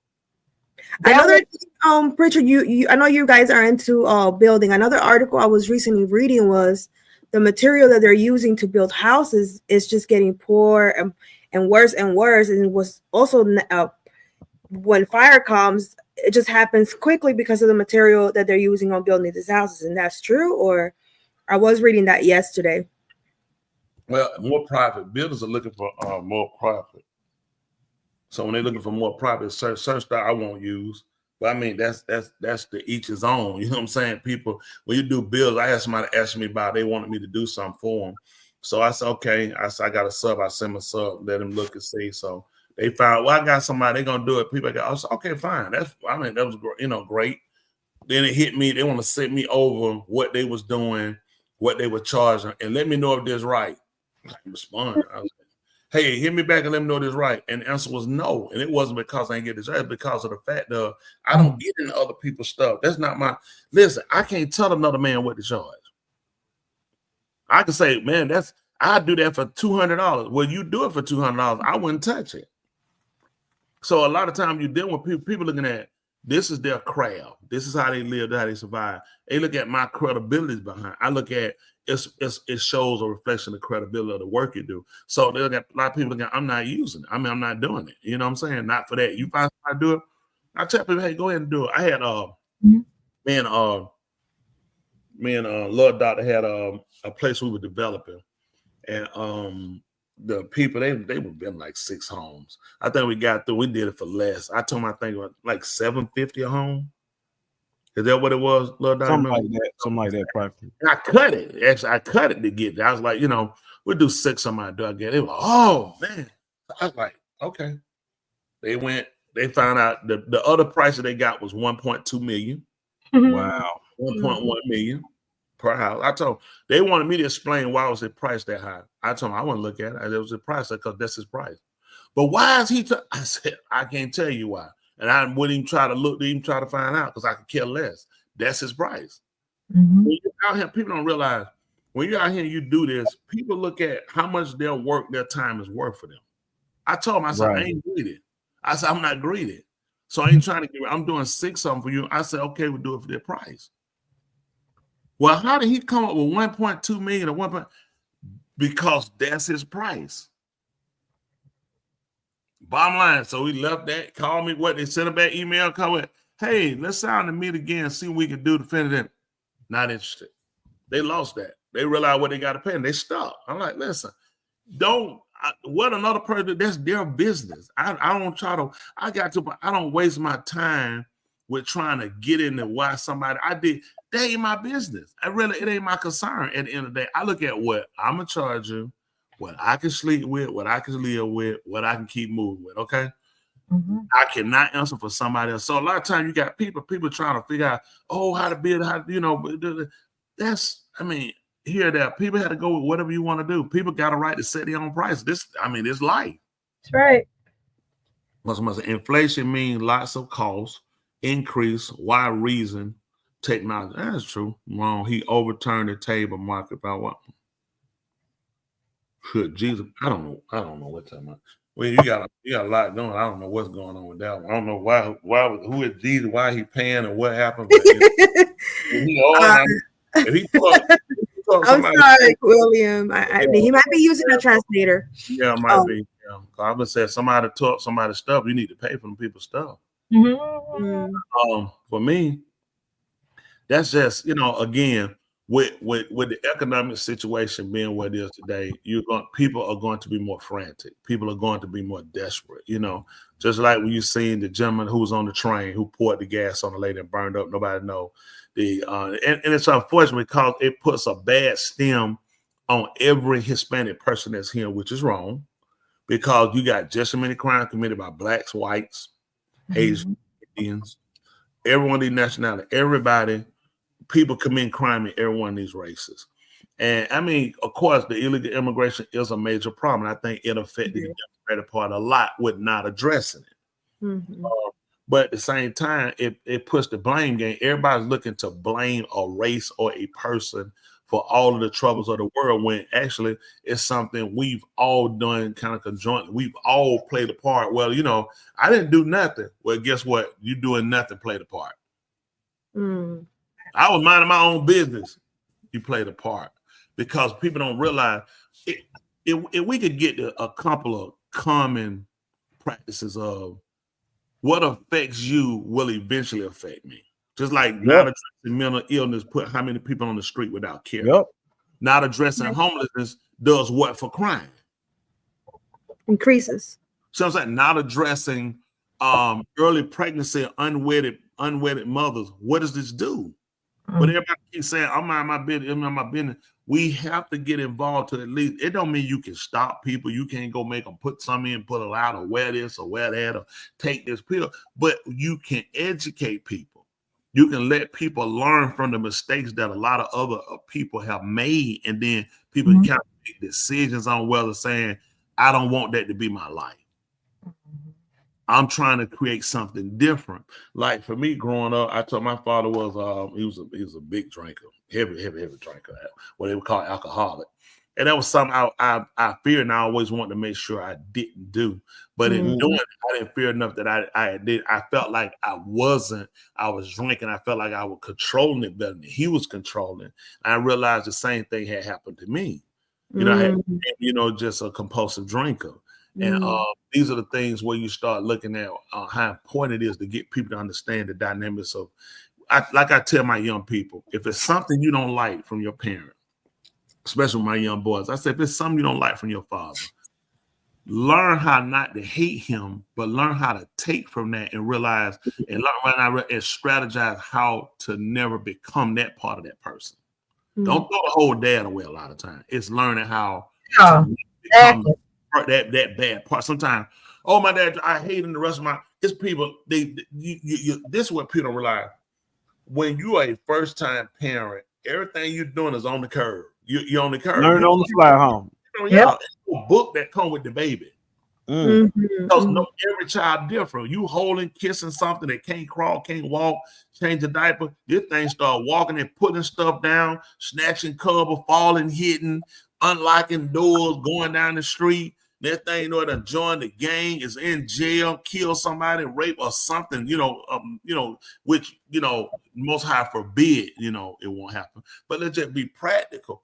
So a lot of things you do, you kind of chastise your kid out of fear. There's other things of fear where you don't let them go out. I can't go out of the house. My parents keep me locked in. A lot of times that's because of the phobias. They had the fear. They look at what happened, how many people they seen get killed. So I'm so afraid. I keep you in and just look, man, why your mom and dad so strict? Why? Because they don't want you to die. They don't want to get that call, hey, come down here, your kid dead. Right. But we have to be able to have these type of conversations with our kids so they understand versus no. Tell them no, because I'm scared. Right. If something happens to you, That's going to crush me, especially when I gave you the permission. Especially when I didn't pay attention. Because somebody interviewing you and they ask you 1,000 questions, and the more you sound dumb and dumber. So at what time did your kid I don't know. Yep. What time did say when did you find they were missing? They said based on what you said, you don't remember when they came up missing, and then when you reported, it seemed like you should have known it before now. So now where you were trying to get the help, you become the suspect. Mm-hmm. Yeah. So for parents, I tell them, you can't follow everybody's parent guidelines. You have to look at what makes sense for you and looking at your kid. Then you see traits you have had or still have. So you realize I really got to stay on top of this one. Yep. Because I was a sneaky joker. Mm. So that's a lot. Huh? I said, yeah, especially ones doing so good. You don't have to you'll take your eyes off the good ones doing good. Yeah. That's a lot of work. I'm a witness to that. Uh-oh. Bad. You know what I'm saying? You focus your attention on, the one that's so bad. Right. Good, but doing stuff too. It's like, what the freak? I never would have thought that you were doing what you were doing, but you were. I expected that from another one, but I was just looking at the one that I expected it from and just totally missing my good one. You know what? Let me ask you this. As a parent, what would y'all recommend? When is the time that you gotta say, I gotta let it go? They are an adult now. I gotta take my hands off of them, and I can't be, they grown now. Parent, you don't do that. Well, I'm sorry. Men probably can do that. Doing what? Like just give up. Like you feel like you can't do anything for that. No. I ain't even saying necessarily giving up. Just at what point I realized, like my parents, they had to get to a point with me where they just like, you know what, you grown, you an adult, you just gotta. I can't be that protective of you as I want to anymore, because I gotta let go to embrace, because now you grown. I can't embrace you like that anymore. The protection part, I don't think that leads for women, for mothers. There's a different kind of attachment. A daddy can make sure they're all up, but it's something when they come from you. It's totally different. A man cannot relate. They cannot relate to. How a man can't relate? That's right. Shut her down, preacher. Shut her down. You can't. You have nurtured this person, this in your body. It's just it's a different attachment. It's a different attachment. So I think for me, for a woman. Let me ask you a question. To say that is to say that the farmer has less care for the plant, from the seed he put in the ground than the earth that it came out from. Are we to say that the farmer has less care when he cultivates the ground to a farmer? Think about it. Well, I mean, but think about it. The farmer is the person that inserts the seed into the ground. The farmer is also the person that nurtures it. They come back to check on it, to make sure it cultivates and it grows. The earth will act as the woman, which is the womb that takes the seed, and why it's set. Now he plays a part. That's why it's so important to have both functioning parties inside of the home. A lot of times with conversation from women, when they say about men and men not knowing, and men couldn't possibly know, is because they're speaking from a woman's point of view of a woman who has a single parent who's raising kids. Facts. And sometimes when women are single parent, it's not because the man was bad, it's because they couldn't get their way. And they every time. So I can't get my way. Now, I'm not saying it to Chris, but I just want people to know that a lot of times what becomes a problem, the woman will use the child as that barrier breaker or that connector to keep him in the life. If I can't have you this way, I'm gonna separate you from the kid. Now you're gonna be on my schedule. You got to kiss up to me. Yes. Hey, now there are women that do that. So when you say, and I went further than where her conversation was, because hers was, hey, he said, my wife tells me that too. I might have to agree with Sister Thule. That caring part is another level. It is, but then at the same time, remember that the man who puts the seed in the ground, which is Yahuwah, he's the one that pulled Adam out of the ground. So are we to say that Mother Earth had cared more for him than the father? So there are a lot of times. This is a different look. To me, it's just a different kind of care. Now, I wouldn't say that the dad don't care about the kids. No. No, I'm saying you're saying about relinquishing and cutting off a man to do that. Well, for women, maybe an emotional is like a different kind of feeling emotionally. Maybe you guys care differently than we are weaker. Like we are weaker and we bet a little bit more, I guess. I haven't been a mother yet, but no. I can see the difference. I wouldn't say care. I think both care, but I would say like maybe a different connection. I don't know. I've never experienced this though. I'm saying, hold on. Tula, what you got to say in regards to what he said? Not a darn thing. That's right. He got you. That's right. No, I'm trying to. What are you? No. Yeah, Dr. Joe. Love Doctor, you can't like you and I. You know how we levels to these things. Before we couldn't say anything about marriage. Now we're able to. We have to have kids, and in order to, like, they know. She knows what she's felt. He knows what. I don't know, honestly. I understand both what they're both saying. I understand. I think things can be equal but different. I mean, the way that she is different, but it's also equal to the way a man may have to as well. It's just equal but different, you know. That's what I think. I think it's and I just look at things from the perspective of Dr. Joe. What you said is you're right. I'm not a parent, but I look at things from the aspect of being that kid who has had to have that parent to detach. So I look at it from that perspective. Let me read this one time. This is from Yeshayahu, they call Isaiah. I read it in Isaiah 49th chapter in the 14th verse. He said, but Saun, they'll put Zion. Saun said, the Yahuwah has forsaken me, and the Yahuwah has forgotten me. He said, can a woman forget her suckling child, breastfeeding child, that she should not have compassion on the son of her womb? He said, yea, these may forget, yet I will not forget thee. Behold, I have graven you upon the palm of my hands. So he said, thy walls are continually before me. So when you look at that, we typically grade and we say things about men, and we do it with women too, with not being really factual. I think when I say factual, not all, I mean, I think we don't come to a better conclusion. Let me say that, better conclusion.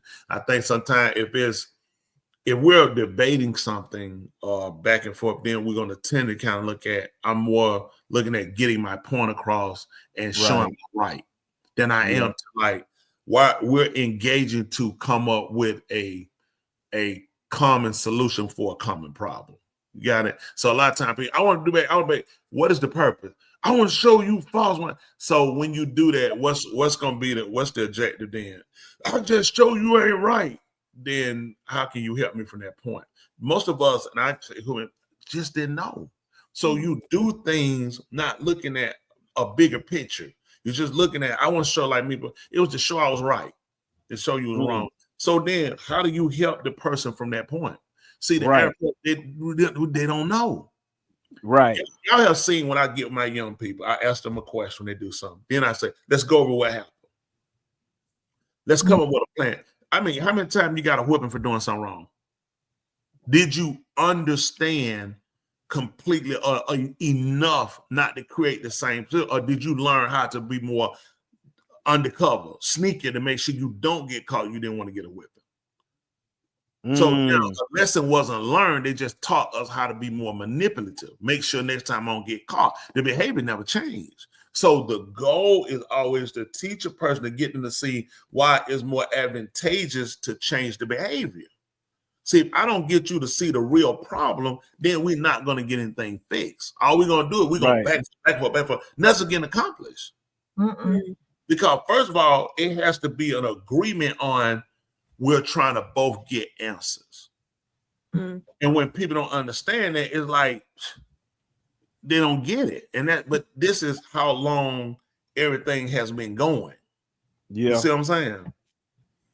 So here it is, and you just got to get people to kind of get that point. People do a whole lot better. I say, he said Isaiah missed future. Oh, it's wow. Oh, what are you talking about? Listen, this is life, people. Listen, at the end of the day, you have to look at this. This is what makes life what it is, in a sense that it allots for people to have different opinions. Mm-hmm. It allots for people to be different race or have different culture behaviors or different neighborhoods, but it doesn't always mean that what you do is right. So what you look at when you're looking at life has a few consistencies, okay? Eating, drinking, these are consistency. Breathing, we have to have heartbeat. Certain things are consistency, we have to have them. Certain, when it comes down to behaviors, we don't have to do them. Mm-mm. We all got to eat. We all got to drink. We agree on that. So who shouldn't eat? Who shouldn't drink? Who shouldn't breathe? We all got to. We all have to. These are life consistencies. Right. This goes along with life. You know, now you having tranquility and you made a pursuit for happiness.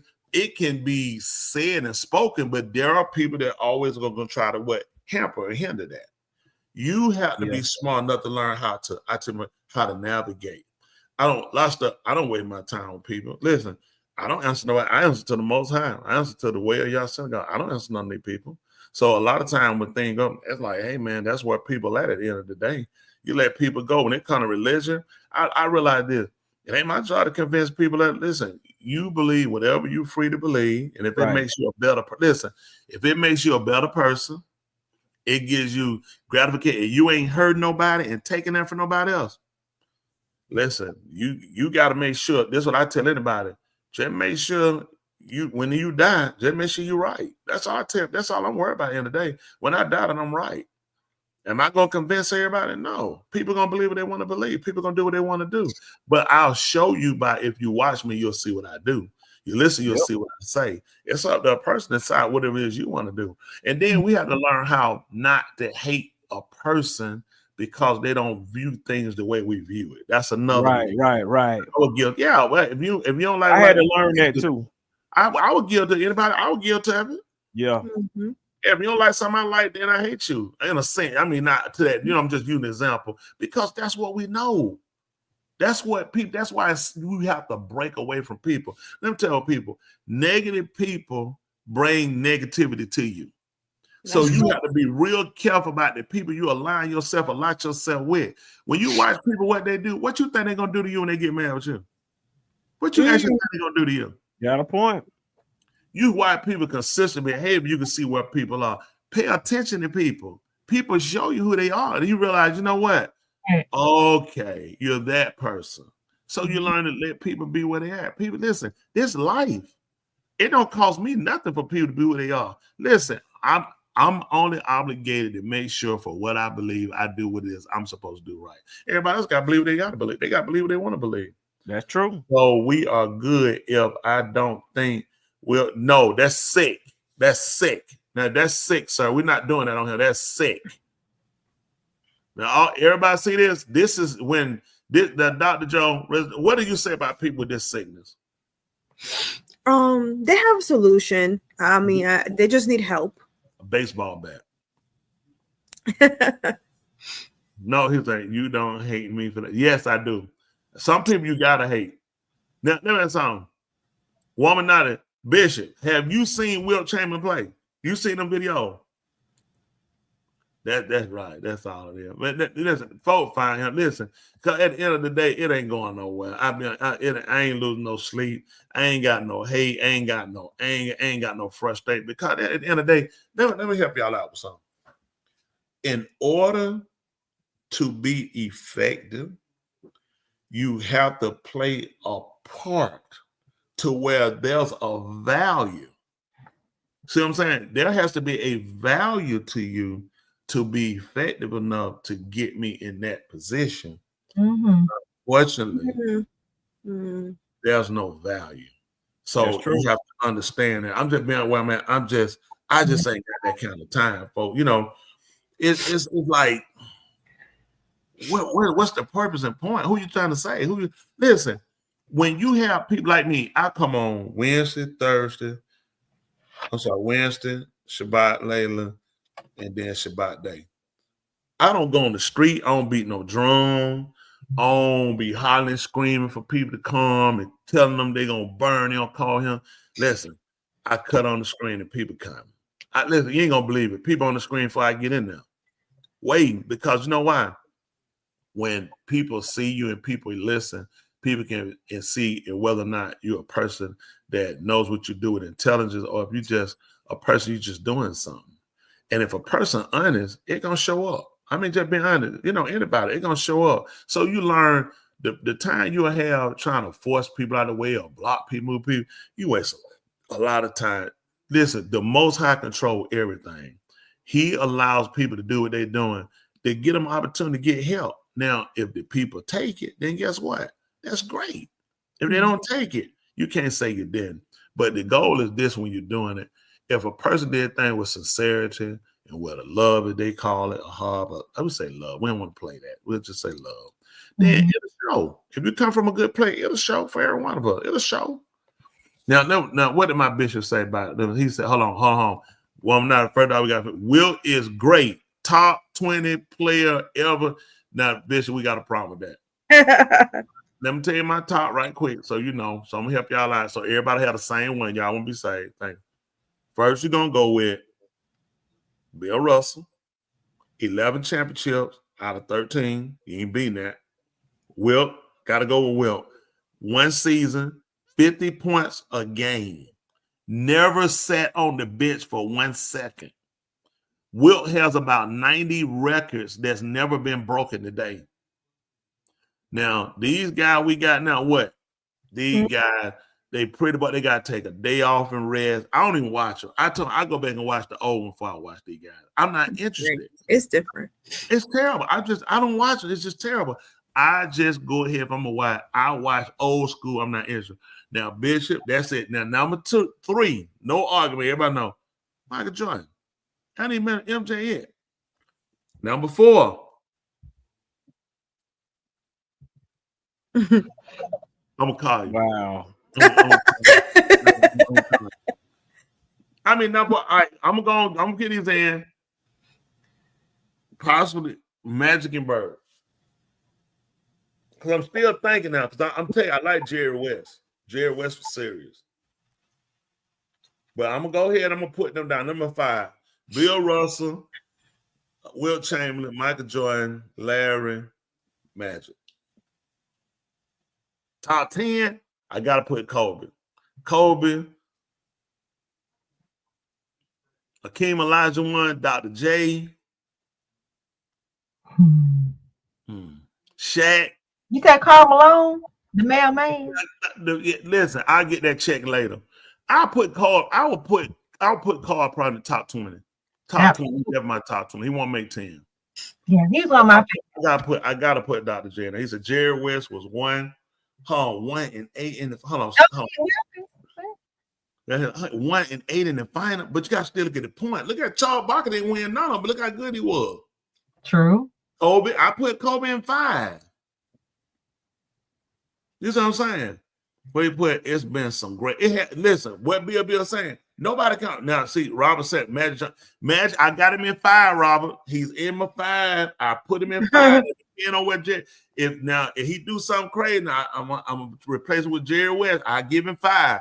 But them top 3 guys, everybody got to agree now. There's so many conversation going on. Man, look at him. What happened to Reggie Miller? Nobody. You know what? It is been cooking so many conversations.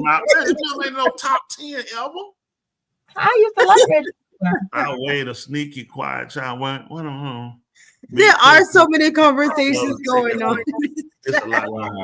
What they got? What they going on? Wait. Album. Everybody asked you about no album. They go another trouble, man. What is going on? Rob, you know not Magic. I'm gonna give Magic. The only reason I would give Magic that is because of the fact Magic. You know what I'm saying? Magic was like he kind of changed. Kareem is in there. My top 10, Kareem all day. Oh yeah, Kareem Abdul-Jabbar. Yeah. Well, I named it. listen, I gave him a 5. Let go this. Richard, you need to say something about this. Kobe was trash. No. Come on, Rob. Rob, you're not serious. You don't mean that, Rob. That ain't Really? somebody paid you off. Somebody blocked Robert. Kobe would really have been in. Kobe's in my 10. Yeah. Kobe's in my 10. I already had to move him out my 5 now. He said, yes, lady. No. Listen. Kobe is. If we go, they ain't all in order. First 3. Bill and Bill and Wilt don't either way. I gotta go 1, 2. That's it. 3. Yeah. Magic Bird. I gotta get them. Mm-hmm. I gotta go with Dr. J. I gotta go with Kobe. I gotta go with Kareem. Mm-hmm. I gotta go with Elijah one. They're gonna be tight. So now I got Tim Duncan. I got you. God, I'm gonna say Tim Duncan. Tim. Yeah, I got y'all. I can't I'm thanking y'all. Well, y'all help me out. Now, who I'm gonna go with? It's tight now. Now I'm down. Now the last one, I gotta go with Shaq. I gotta go with Tim Duncan. Now y'all know now, Shaq attack series. They're gonna be hard. What? Ooh. Woman, now look at it. This a fight right here. And I'm gonna help you. I'm gonna hold it. Woman, now that hooping credibility just went out. Man, see, he's a hater. That's why don't do me like that, baby. Robert, you can't say that, man. You can't say he trash. David Robinson is great, but I put him in 20. I put him in 20. I wouldn't put him in 10. Who is good news? Anybody about Larry Bird? Huh? What about Larry Bird? I got Larry in the 5. Oh. Bank shot master. Who the bank shot master? Then the coach said Shaq was undeniable. Okay.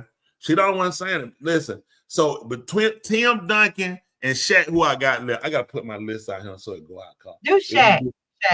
Shaq. I got to think about it. Shaq. I'm telling you what I don't like about Shaq. I'm telling you what I don't like about Shaq. I don't like the fact that Shaq keep arguing with everybody running everybody down. Shaq, you great in your own. And I'm like, you don't even need to run nobody. Shaq, your game speak for itself. Yeah.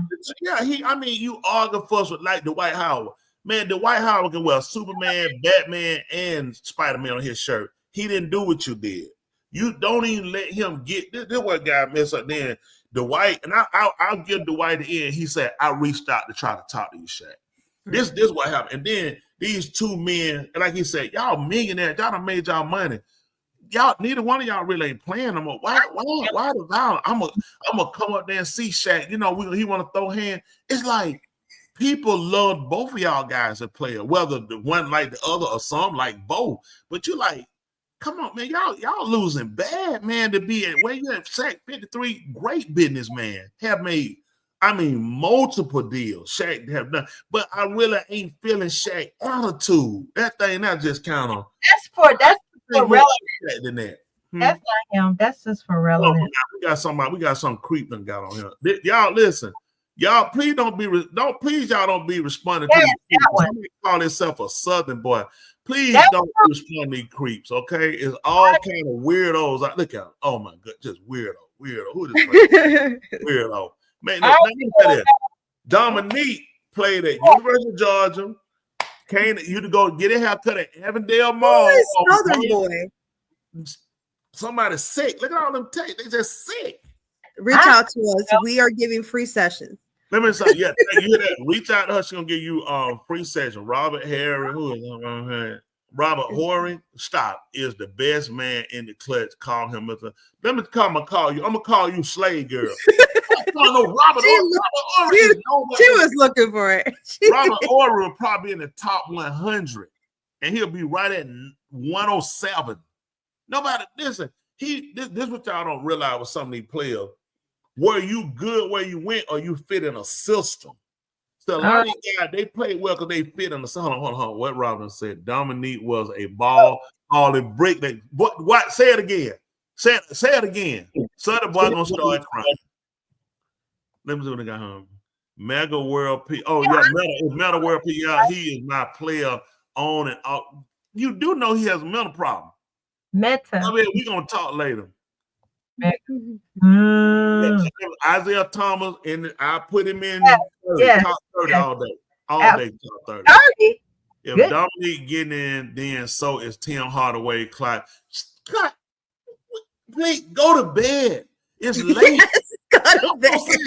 Y'all talking in y'all sleep. Dominique was a serious Jordan. Hold on now. How was he a rival to Jordan? He never stopped Jordan. He never put up 40, 50, 60 a game. I don't remember Dominique putting up no 60 a game. He never stopped Dominique. He never stopped Jordan from coming out the East. Larry Bird always stopped him. He couldn't get out the East because he had to get through Larry Bird. He had to get through Magic. Let me say something. Jordan crippled. Listen, Patrick Ewing didn't get one. Charles Barkley didn't get one. And those guys, listen, and those guys are great. He said, gotta call him Magic. He used Magic to pass that. I'm trying to think. Who used Magic to pass the rock? I'm confused. Who used Magic to pass the rock, Robert? I missed that one. Magic Johnson.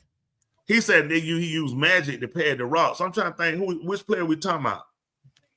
Magic Johnson. Sarkisian speaking raw. Okay, she talking about Sarkisian. Oh yeah, okay. She was talking about or her Sarkisian. I know who Magic. I know Magic passed the rock. Isaiah Thomas was a beast. He was good. I used to really like. Believe it or not, he could listen. He can close it out for you. And he still looks good. Like young. His face, I'm finna slap somebody. Hold on for a minute. I'm finna put. If I seen what I think I seen, somebody finna get slapped tonight. I'm gonna want you to bring your face and meet me. If I seen what I thought I just seen, let me say, I can't get the thing straight. Hold on. I know I went too far. Well, yeah. Hold on. This ain't gonna take long, y'all. I just gotta get this person slapped once I. Hold on. Did I go too far? Y'all start spending on. Hold on. Then it's a cast it. Okay, I'm looking one now. Let me see. I know I just seen the way it's at. I just seen somebody. That locker nest. Where her at? Wow, Mutombo. I was looking for that. I will slap your face. Listen, y'all, I'm usually not violent. Are we serious, y'all? We gonna play Mutombo? I remember I a elbow with no lotion on it. You know that'll cut you. That's why you don't put it. Jailhouse cut. Did he just die? Mutombo? Yeah. I don't know about that. Y'all know if he dead. Rex Chapman. I don't even know. Hold on for a minute. Is that one-time player, that guy who got his whole career shut down? And that's what I'm thinking. He did that one game. He lit him up that one game, and they never heard of him again. Is that the Rex Chapman we talking about? Bass, Warren. Who that? Oh, Warren. Yeah, the Warren. Yeah. Now Dennis was serious. I want Dennis. Dennis definitely gonna be in my top. Dennis ain't in no top nothing. Yes, he is. You got to. No, he's not. I'm gonna tell you what's going on. What happened is you getting old and you have an affinity for your younger years, so you just automatically like what it is you experienced you was younger. But didn't win in nobody top 10. Let me ask you a question. Where you at right now? Wow, preacher. I'm in Jamaica. I want you to come outside. I want you to come outside one time. It's not safe. We're not talking like that. Don't come outside. It's not safe. It's not. I want you to come outside. Listen. I'll tell you what I'm gonna do. I'm gonna fight you when it's snow on the ground. I'm gonna throw some of that salt in the eye. Where you at? I'm gonna bite your nose. I'll leave you booger free. Hey, well, even if it's cold outside, all the ladies still tell me I'm hot. Here you go. You probably need to go get checked at the clinic. If every time you run and women keep telling you, hey, you hot, and they fan it between their legs, that means you need to go Wow. And they're trying to say Muggsy Bowl. Oh gosh. Manute Oh Bowl. no, he came. Who is that? Oh, Manute Bowl. Man, I thought Manute Bowl is the tallest piece of wasted person in the world. Robert said, yeah. Are you saying yeah too? I know that, right? I saw Manute Bowl in real life. He had a cup. Yes, I agree. Look at that. Yes. He said he did pass away last year. He did. He had cancer, brain cancer. He's top 100 all time. I think I'll put him a little less than 100. Oh, you're sick. So lame. No, I'm talking about the Worm. I would never put Dennis in that less than that. Yes, he is top 10. I'll put him like top 75. Y'all ain't gonna get Scottie Pippen no kind of love. Okay. No, I put Scott in the top 75. 75?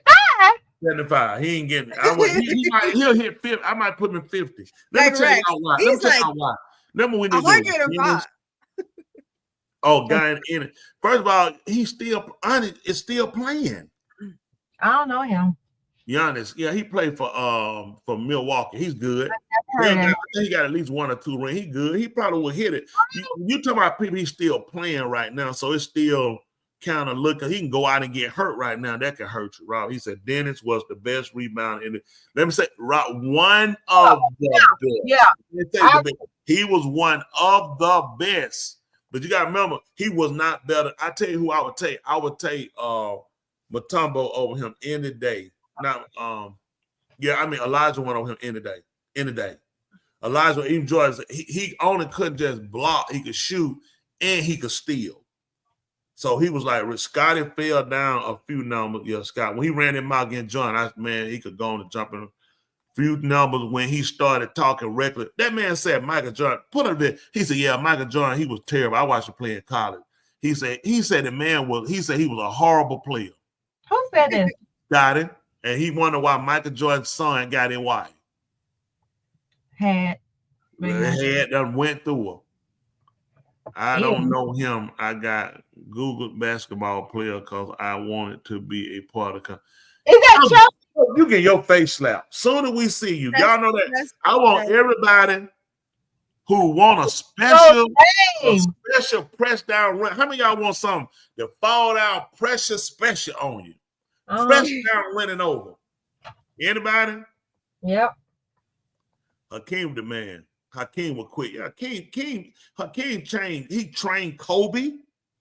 He got to pay him $50,000 to train him all season. That was but talking about Elijah want to charge $50,000. He trained Kobe. Yeah, he good. So somebody said they want it. For all y'all that say y'all want it, when we see Prince, we gonna slap her face. Wow. Terrible. She went to Google and did that. That was terrible. But anyway, listen, we see y'all learn. Don't forget, y'all, this is for everybody on here. How many y'all really that's only really want to be right? Well, here it is. I'm gonna help you. You gotta repeat it at night. Bill Russell. Or you start Wilt Chamberlain, either one. Jordan, Bird, Magic, Julius Erving, Kobe, Elijah Warren. Who up again?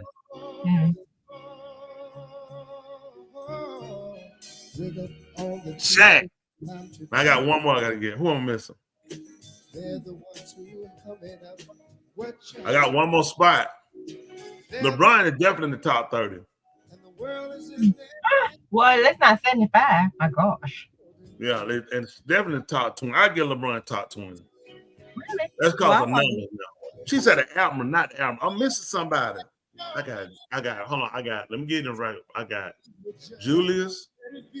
I got Kobe. He was one of my patients. That's right. And had a little bitty baby back then. And I got Julius, Kobe, Elijah Warren, Shaq, Tim Duncan. That's it. Y'all take that on. Y'all going on. That's it right there. 90s, 2000. Allen Iverson changed the scope of basketball. He brought out a white T-shirt. He was good, but he ain't changed no basketball though. What about Carmelo Anthony? Carmelo Anthony's good. I put him in the top 200. Right.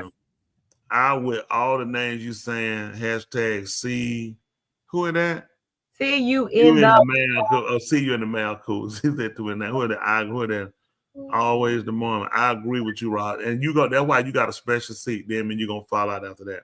Love Doctor, you missed that pregnant repentance video and the white knuckle dragger nurse bringing knuckle black. He requested. What happened? Yeah, put it up there before we go. But start the press, start the music.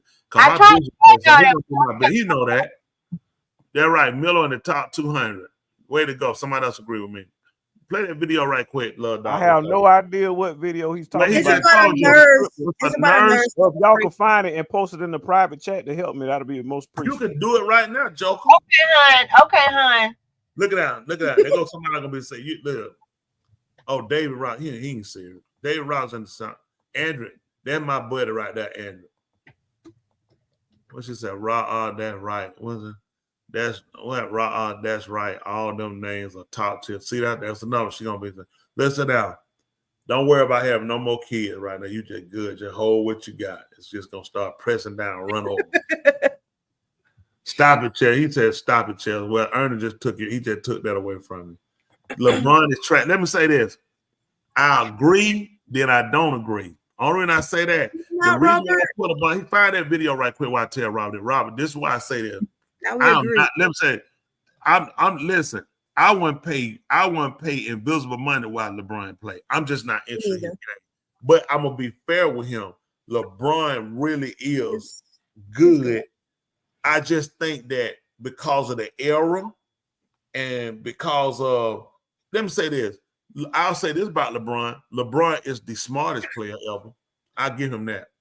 He successfully learned how to move himself around the teams and put himself in position. I'm telling you this, he did. He made friends with them guys and got them guys to work, that bring him in and work with him and let him, get in the team and make him look good. If you look, LeBron ain't never went head up with nobody, like head up just him. Like him and Kobe, you check me, I check you. Kobe checked him, he run away from him. This NICU nurse in Virginia accused of the unthinkable, going on a spree, breaking baby's bones on purpose. I gotta do something. Hospital staff told his dad that one of his twins had a broken leg. We can't see anything. We don't even know what you're doing. Let me put up. Who's doing that? Me or Dwayne? Dwayne was doing that. Dwayne, Oh. put up and see it. I was like, is that me? Hey, I was good. Dwayne, now. what are y'all asking me? We hear the video playing, we can't see it. Video or no? My microphone is muted. I don't know what I'm telling y'all is I don't know what the video he's talking about, so I'm trying to do searching. I have no idea what he's talking about. Put it in the private chat. Can you provide more details? Private chat. It's in the private chat. She just told you that. Two of them are in there, Wayne. So the one that he texts me versus the one you send in the private chat look like two different videos, Smitty. That don't look like the one he's talking about. Fine, as long That's it. I heard it. That's it. That's me. I feel this thing. I can't get it Yeah, back on. you couldn't have heard what I was playing, Dr. Joe. I heard something playing and that was it. Yeah, man. Well, that I'm might be telling what you, Preacher that's has. the I'm telling you, I don't have it. It was in the private chat. Hold on, I don't know, Chad. I'm trying to get back to where I was. Smitty, he said something, a video about a lady who was in church repenting. No, who said that? No, I heard about a lady breaking Yeah, bones. Worminati said something about a lady in church repenting or something, whatever. No, he said a No. knuckle dragon. No, you messing up. A nurse breaking the baby's bones when they were born. Oh my God. That's what Yeah, we gotta slap him. Yeah. I can't see nothing. I went on here and hit that thing and it threw me on here on Google. If I shut down the wrong thing, I'm gonna shut down the whole thing.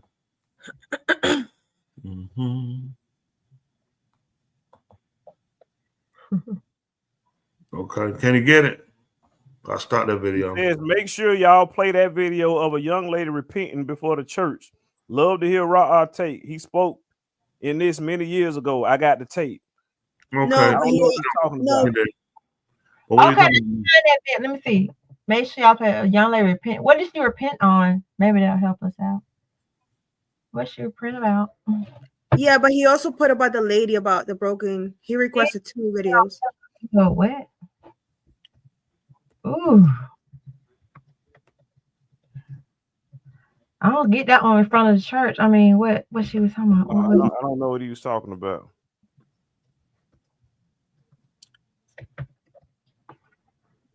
You see the story of the lady who was breaking bones like 2 years. Talking about. I think I know he's talking about. He's talking about this right here. Hold on. Here we go. I think I know. I bet. Well, I'm not sure, but I'm assuming this is what he's talking about. Something about being right? The girl got pregnant or something. Let me see. She got pregnant out of wedlock. It's all over social media. Oh, yeah, that's it. Wow, look at there. They hadn't even heard about it. But yeah, Bueno, I sent All right, I see it posted in the chat now. Hold on, let me put it on the screen. Bueno, that's Yes, not ma'am. that's not the video. It was just let me. Oh, that's not the video. See, also, but the lady, the nurse breaking black baby's bones. Hold on, let me see something. You can play that one in the meantime. Let me. Yeah, there you go.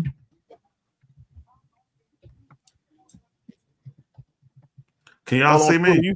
You got 3 of them over here. Which one is the one you want me to put up, Tuli? Right now, whatever you choose.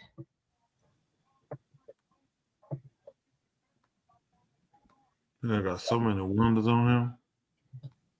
I'm trying to get back to where I was.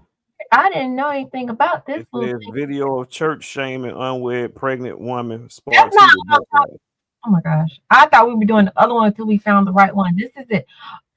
Go back. If you go back on that video, it's a hyperlink right there. If you go down to in the body of the story right there, maybe that's it. There you go. Maybe I'll link you to it. Not sure. But I did just post it. That's the last one I just sent you in the private chat. It's a video in reference to that. So if you want to use that, it's there.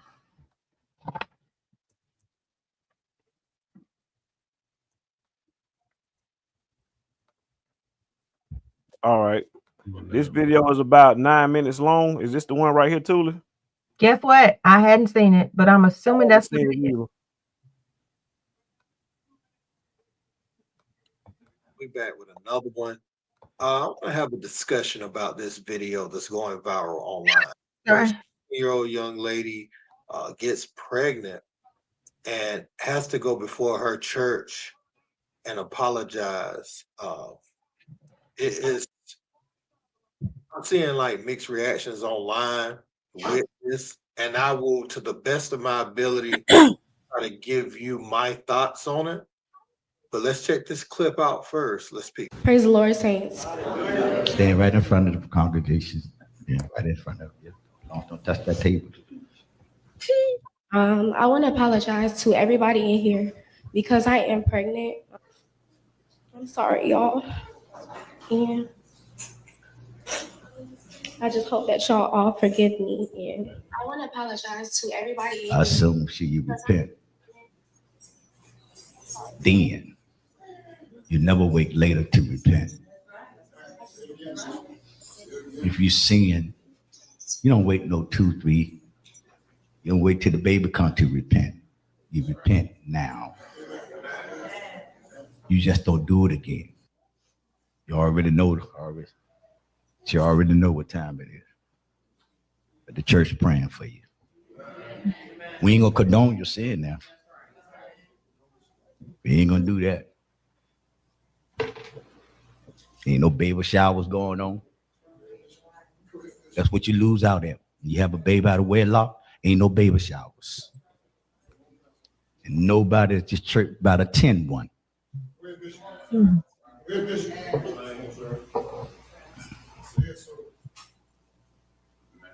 Mama shouldn't have one neither.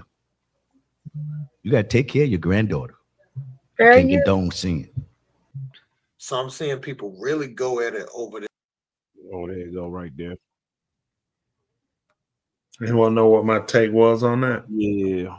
I mean, I agree, but when a person repent, it's got to be like he's saying, you don't repent when the baby comes. Repentance comes when a person becomes remorseful. You can't say when a person don't, and I'm not going to try to bash him or kill him as a pastor. I like, some of what he said for standing on the principles of, I mean, I don't have no problem with bathing the baby, but I think the mom just need to get a shower too. And he put her some water, and she just got to be taught. These people young. I mean, I teach my people. They do stuff. It don't mean that you don't teach. And people say like, well, and what happened was a bad narrative here. Oh, the people in the church ain't right, so it justify their behavior. I don't use other people to justify my behavior because that one has nothing to do with the other. Regardless of, it has something to do with what are your ethics, what are your morals, what is it that you believe. When you start to, condense it down to everybody need to do it. When you do it, that's a little difficult for me to swallow. to say when you do it, because some people look having the baby and having the shame right in front brings more to look at. This hurt me enough, it's embarrassing enough that I want to repent and I don't want to do it again. Sometimes it's not showing. I mean, it might come up, it might not make the full term. I would go running my mouth too early. So repentance comes when a person feels the conviction. That's what I would say about that. I will applaud him on no baby shower for her, and what shouldn't, and mama shouldn't be doing it either, because no women, they love to run that stuff and feel like, but you want to make sure you're not condoning the behavior. So that's my take on that.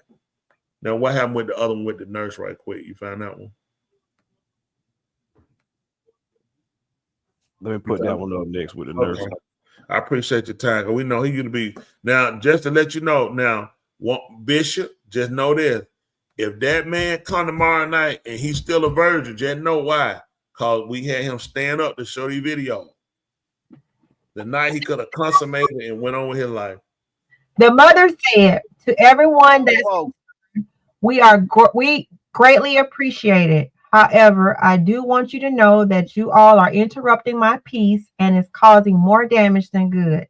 You are showing up, disrupting my church, my beliefs, and disrespecting my pastor. I am where I want to be and where I choose to be. We are not forced or manipulated to stand before the congregation. My daughter willingly approached the congregation and was welcomed and embraced with open arms.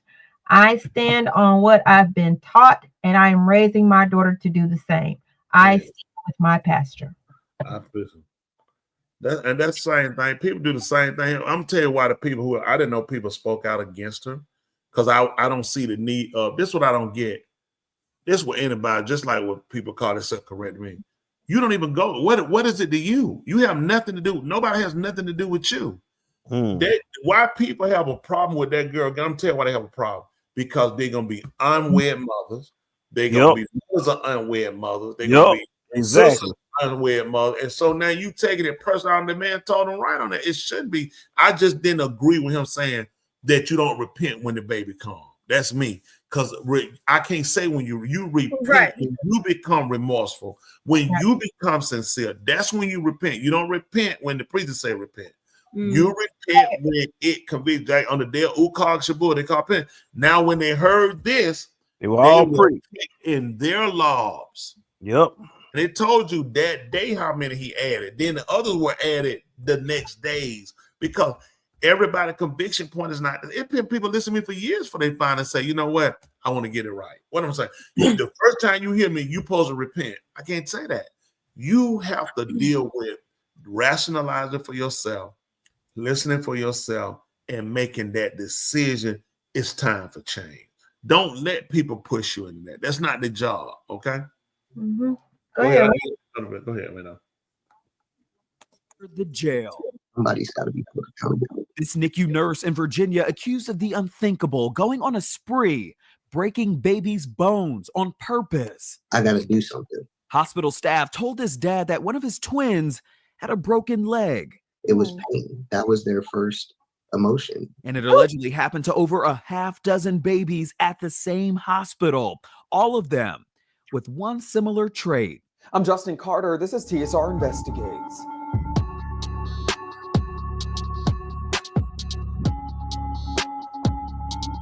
It may be easy to justify one baby breaking a bone in a neonatal intensive care unit, also known as a NICU in a hospital, but 7 babies over the course of a year or so. It's why the NICU at the Enrico Doctors Hospital in Richmond, Virginia, is shut down right now. In 2023, the hospital started noticing, quote, unexplainable fractures amongst their newborn babies. Dominique Hackey was one of the first parents to come forward after one of his boys suffered an unexplainable tibia fracture.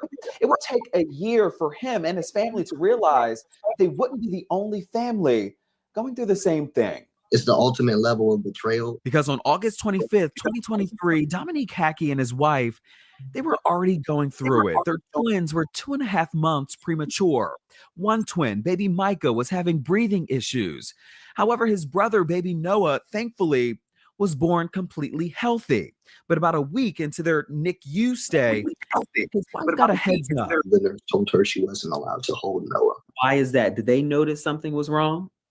So at that point, we didn't know. They just said, it's up to the nurse's discretion whether, you can hold the baby because he was so small. He was 3 pounds.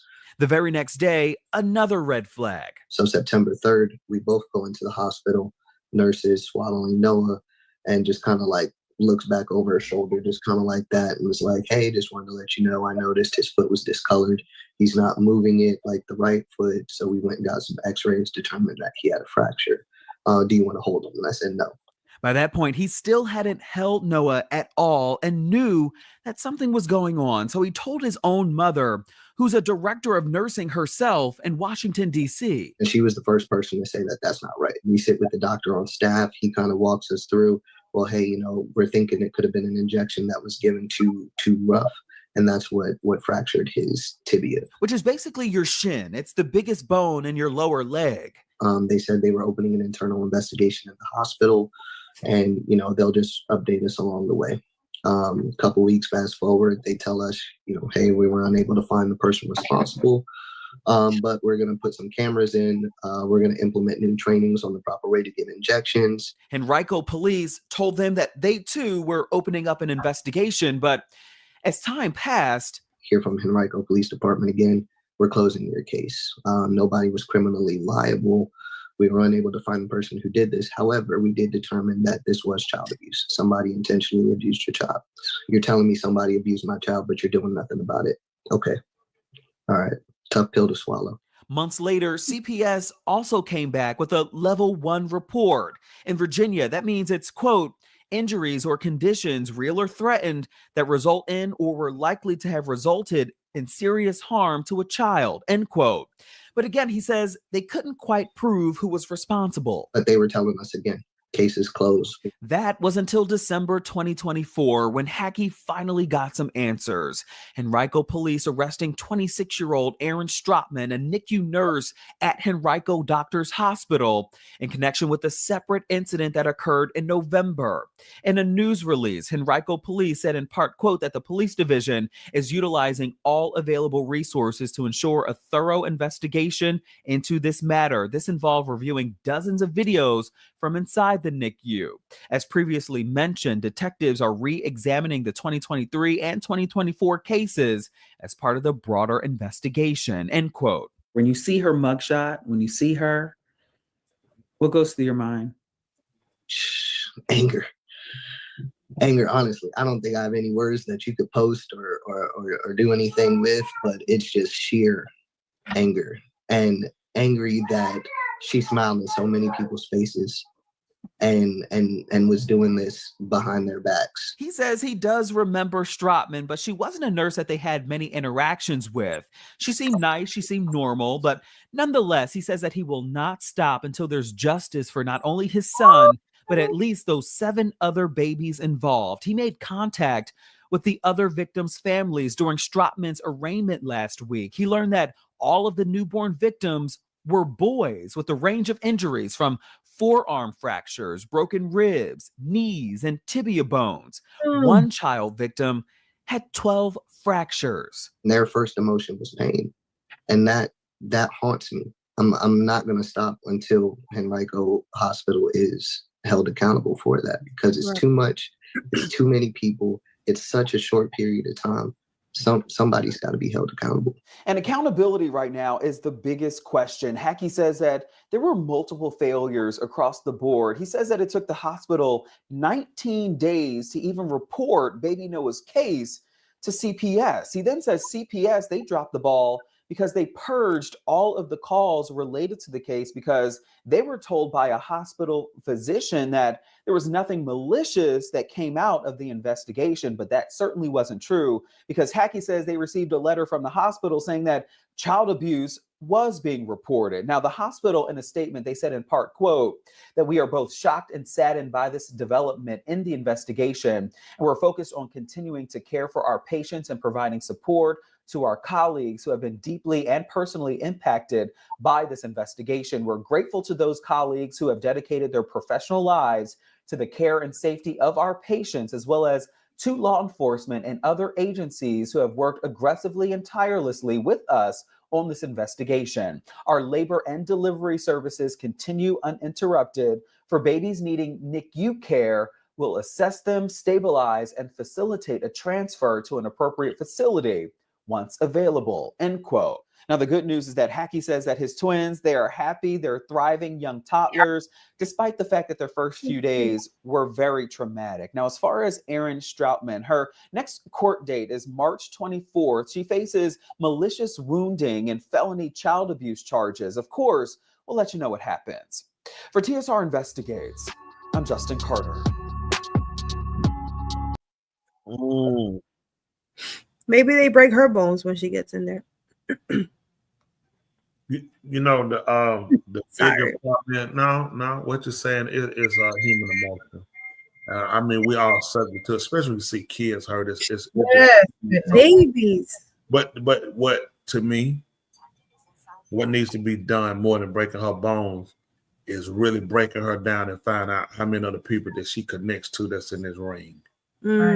See, one thing about people that would be that malicious, it's no fun doing unless somebody knows you're doing it. Yep.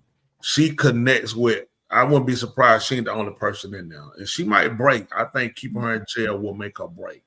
Because you need to find out how many people she. It's one thing to hate people and dislike people, but when you purposely do something like that into babies, you know, you're another creature, you're another animal. And on top of that, somebody at the hospital knew. Once you strike a baby hard enough to break something, that baby is not going to stop crying. Yeah. Nurses who deal with babies are going to know that's not normal. The baby's hungry. Even we get a baby shot in the foot. When you got the baby back to when you in some amount of time, the baby wasn't crying. You know how long that baby's going to cry when you break the rib, when you got 12 fractures? That baby is constant pain. They're in pain if you holding them. They're in pain if you laying them down. They're in pain trying to eat. They don't even want to eat. They're in so much pain. So this is a crippling that she's done that I'm telling you, my instinct tell me she is a part of a group. That group has taught her how to do this and be, listen, she just happened to work with them, don't deal a lot with the parent. I just deal with the kids. They couldn't even put it together. It was her when they keep looking at these kids are coming up injured. You're in here. Are you dropping these kids? Oh my God. It's just too many incidents not to look at. And then think about the people who didn't come back, who took their kid to other hospitals. Yes. I was thinking that. How many other kids she did that to? And you know what's bad? When they started looking at, man, this is going to cost us money. And they just let it go. Like they were saying, it's up to the nurse if you can hold your child. They already knew the child was damaged. Then a nurse had to look. I mean, said the nurse looked over his shoulder and they're trying to let him know, hey, you need to check. Something ain't right. Oh, I thought it was like that person was guilty. I didn't take it. They might have been. I'm thinking they looked over trying to see him like, don't be stupid. But then people got to look at their job. Yeah. I remember my sister lost her baby, and a nurse let us know, said, let me tell you something. Yeah. Yeah, the nurse said, listen, I'm just telling y'all, you need to get a lawyer. Yep. Didn't make sense. The baby was healthy, and it was negligent of them. Baby, he was big too. He was a big old boy too, man. And he died. He was 10 pounds. And he ate so much. He ate so much stool. They had messed around and dropped the ball, and that just caused more problems. He's 60. He's been 26 now this year. But this year been going 27. But yeah, it happened, and it's too much of it. There's too many negligent people. Not even negligent. These people. This was an animal. This animal needs to be prosecuted. But at the same time, we need to find out what group does she connect to. She's not the only person. It makes no sense to injure that many kids and not talk to somebody and say, "Hey, guess what? I got another one today. Hey, this one." Somebody needs, because nobody knows. I don't see her doing that. And I can see them keeping it quiet because that'll cause them more problem. Listen, the hospital wind up shutting down. They tell you right now, if they caught the culprit, does it make sense to shut down? But they was told to shut down because this ain't the only person. The hospital, Wow. this is gonna get back with they're not gonna tell you everything. They're gonna look at, hey, this is a money issue. Shut it. Why did we shut down? The doctors weren't involved. You caught the perpetrator, right? You Right. shut down because they let them know it's more than just her. Some of those kids, I guarantee they found out they can't put her in the place to blame those on, but then they can't figure who else it is. That's why they no doubt told them, because they knew it was a hint. They would have said, you need to get rid of this one. But they told them to shut it down because it's too many of them. It's hard to say who else is involved. Mm-hmm. Think about it. Well, who's gonna shut down when you know a hospital shut down because a single nurse that don't even make sense. So this ain't hard to put together with these people. But we appreciate you bringing them stories up, woman. Now you probably had them, Bishop. I know you put it's that done love doctor, the no love doctor. So we definitely appreciate you. Makeup, sleep. Yeah, we definitely appreciate every. I know he got to go boo bad. You still a virgin tonight. Don't worry about it. Just stay as you are. But we appreciate all y'all again every week for allowing us to come into your homes, over your telephone, computers, however you let us in. But we appreciate you. And we always, in hopes that we left something with you that you got to sit back and conversate with good friends. We'll be good friends. And we got to discuss issues, and then we walk away from here being better with solutions. That's how we get results. Let's talk about it. Let's strategize. Then let's go away with solutions. Now, when we got that, we can become more effective when we come into contact or dealing with other people.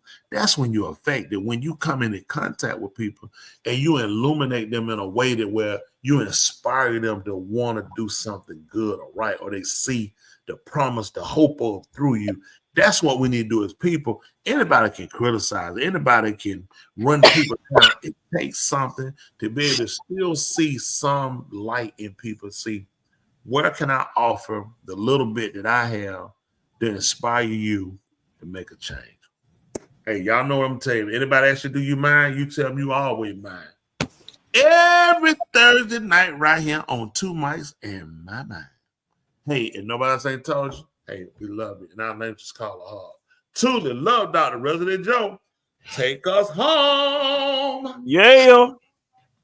That man sound like, man. Say it. Come on, what you got, preacher? Say it one time like he ain't a virgin. Let me hear it. What you got, preacher? Yeah, he's still a virgin. Roses are red, roaches are brown. What? Roses are red, roaches are brown. Don't let nobody make a fool out of you and have you looking like a clown. Okay. She like that. She like, oh, looking like a clown. I want y'all to know that just because you don't understand stuff, that don't mean that it ain't true. Once again, just because you don't understand it, don't mean that it ain't true. What did that mean? Even sometimes fruit salad can have vegetables in it. Oh, y'all good with this? Y'all good with this foolishness? That's all I want to know. Are y'all no, preacher? How does fruit salad have vegetables in it? Hey, just because you don't understand it, don't mean it ain't true. How can you still be a virgin after you've been married for 6 months? That's a good You know what I'm question. saying? That's a reason. fruit salad You got to can follow have- that, Dr. Joe. He got to follow that. I ain't following What's up, clown? Huh? Wait, we following what? Yeah, what we following? I said, just because you don't understand everything, don't mean that it ain't true.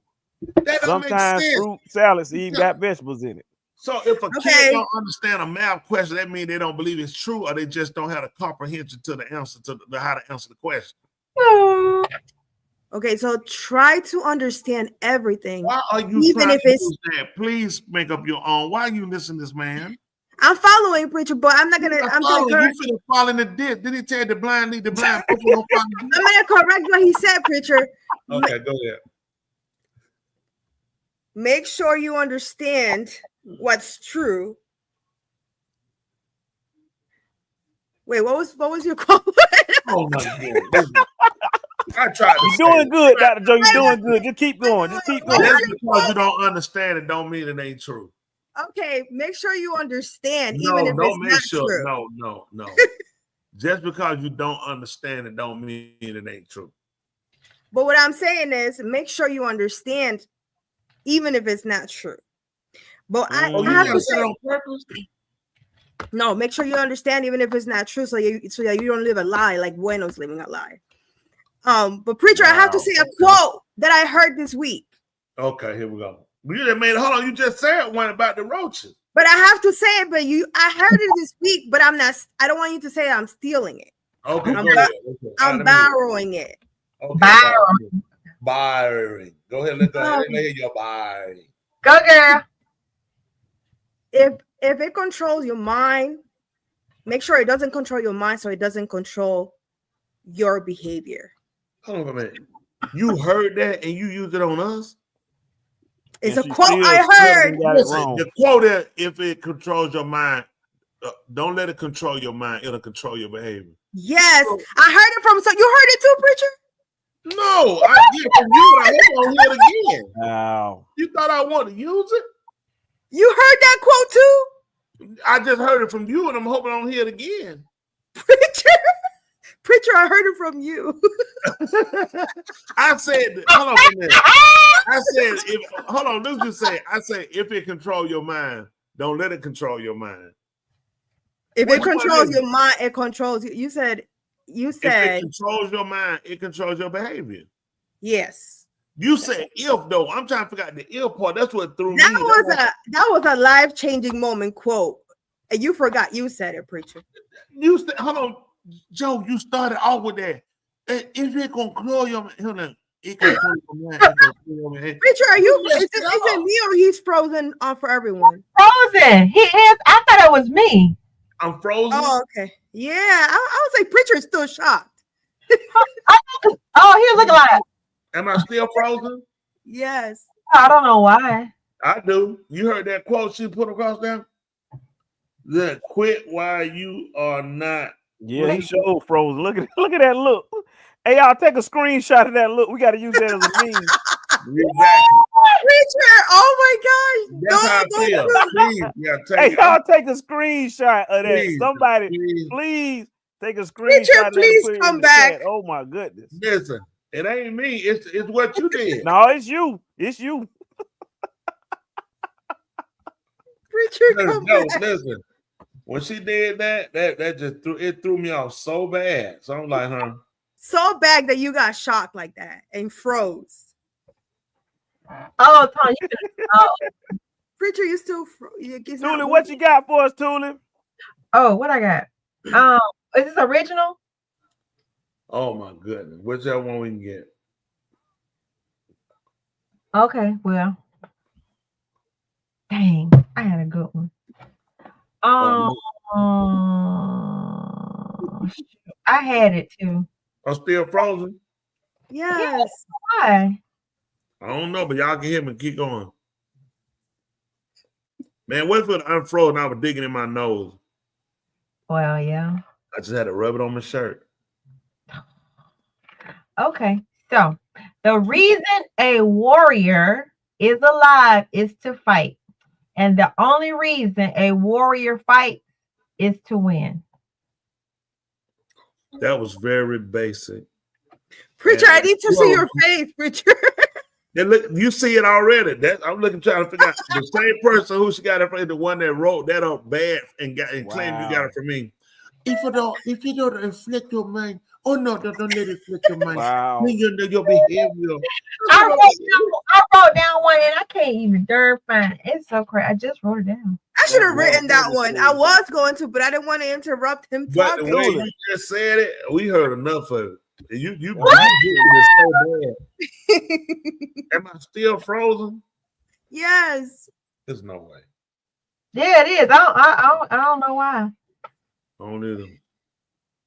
I don't know why. Hey, it's actually saying that. Preacher, they're posting you already. No, they got not listen. him in the chat already. Tell them why. We gotta use that. Andrew, you're gonna be on my list. I'm telling you right now. Andrew, we gotta use that. Week, I'm telling you. Okay, Andrew, don't let yesterday's shadow steal today's sunshine. Okay, how about That's what he said. That's what I said to him. Oh, you done just stole somebody else stuff. Don't let yesterday's shadow steal today's sunshine. How about it? Yes, sir. Wow. You just stole that from someone terrible. Okay. I can't get in the computer game, but anyway, we definitely, y'all know we appreciate y'all. We sorry about these bad ones. I like mine. Rosa Red, Rosa Brown. Don't let folks make a fool out of you. Hey, you looking like a clown. You got That's it right here. It's out of your control. It deserves freedom from your mind too. I seen this quote today. That's a brilliant quote. Absolutely brilliant. If it's what? Great. What did you say? If it's what? He just trying to, working on dessert. That's all, child. That man kid. What's that like? If when I'm glad actually your face is not showing. You deserve. Right? He'd be like, what? Too. I seen this. Oh, he queen that. Oh, his wife. Oh, that's sad. That's what I said. He So if it's out of your mind, why you think? If it's out of your mind, then you don't need to be thinking about it anyway. That's sick. How you put it in your mind? Yeah. That's okay. Right. It's living in your mind, paying rent free. That's right. Let me tell you what happened. If it's out of your mind and you need to know it, that means you have Alzheimer's. Y'all just go ahead and have fun tonight till tomorrow, all the way to the wee hours. All right. Well, definitely appreciate y'all. Much a hob. You got the final official one that you gonna give us? Who, me? Today was a national day of mourning for our beloved 1 hour. You say yours for President Farmer Carter. Jimmy Carter. Peanut. Jimmy Carter. Charlie Brown. So 1-term president, it's okay. You do your thing in 1 term. That's all right. It's okay. That's okay. So yes, he was services today. He should have been brought back to Plains. He was a member of a church that would not let blacks join it, and he would not move his membership. So I don't know why they folk come out with great love and Carter love black people. They said that he was a better former president than he was a president. He was. Maybe he tried to make up for things because he's did Habitat for Humanity. So they consider him to be a great philanthropist, and he gave back to the communities over and over again. Okay. Listen, it's unfortunate Jimmy Carter died, because when human beings die, it's unfortunate you connected people. Jimmy Carter was not a good president. So I just want to make sure we're clear on that. Everybody don't have the same momentum feelings about him as a president. Yes. As a human being, sad for the loss, sad for his family. And definitely hope the family gets through and gets better, because anybody lose somebody, it's special to them and it means something to him. As a president, no. As a human being, you'll be missed.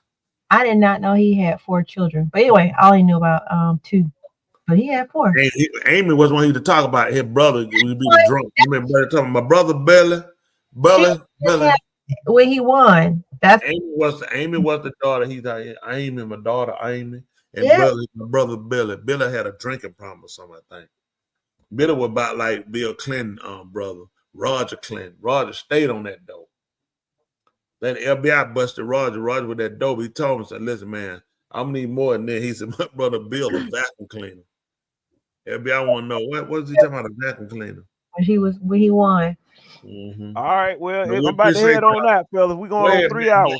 Listen, the night that makes you y'all, but much of how tomorrow we see you, you need to be telling you've been broke in. It's a snowstorm. The snowstorm coming tomorrow. Y'all don't be out there on the roads in the streets. Snowstorm coming. Tell your wife to break you tonight. Stay safe, guys. Stay safe. Stay safe. We'll hug y'all so much, all of y'all too. We'll hug. We're about to take it back. Ladies and gentlemen, here it is, the most listened to radio show on the planet. This station is now the ultimate power in the universe. Tony and Lee on the radio. Dr. Joe's therapy on the radio. The love got me going live on the radio. 2 mics and a mind on the radio. Radio, turned up on the radio. Radio, turned up on the radio. Radio, turned up on the radio. Radio, radio, turned up on the radio. 2 nights and a mind. 2 nights and a mind. 2 nights and a mind. 2 nights and a mind. All right, you do something better, I'll do something better. We'll be better together. Until next week. Y'all, don't buy these popcorn. Don't buy them unless you want to get hooked. Keep Somebody saying. about, she got some dill pickle popcorn. Them things, no, they probably filthy. Woo! They so good. Okay. And she said, y'all.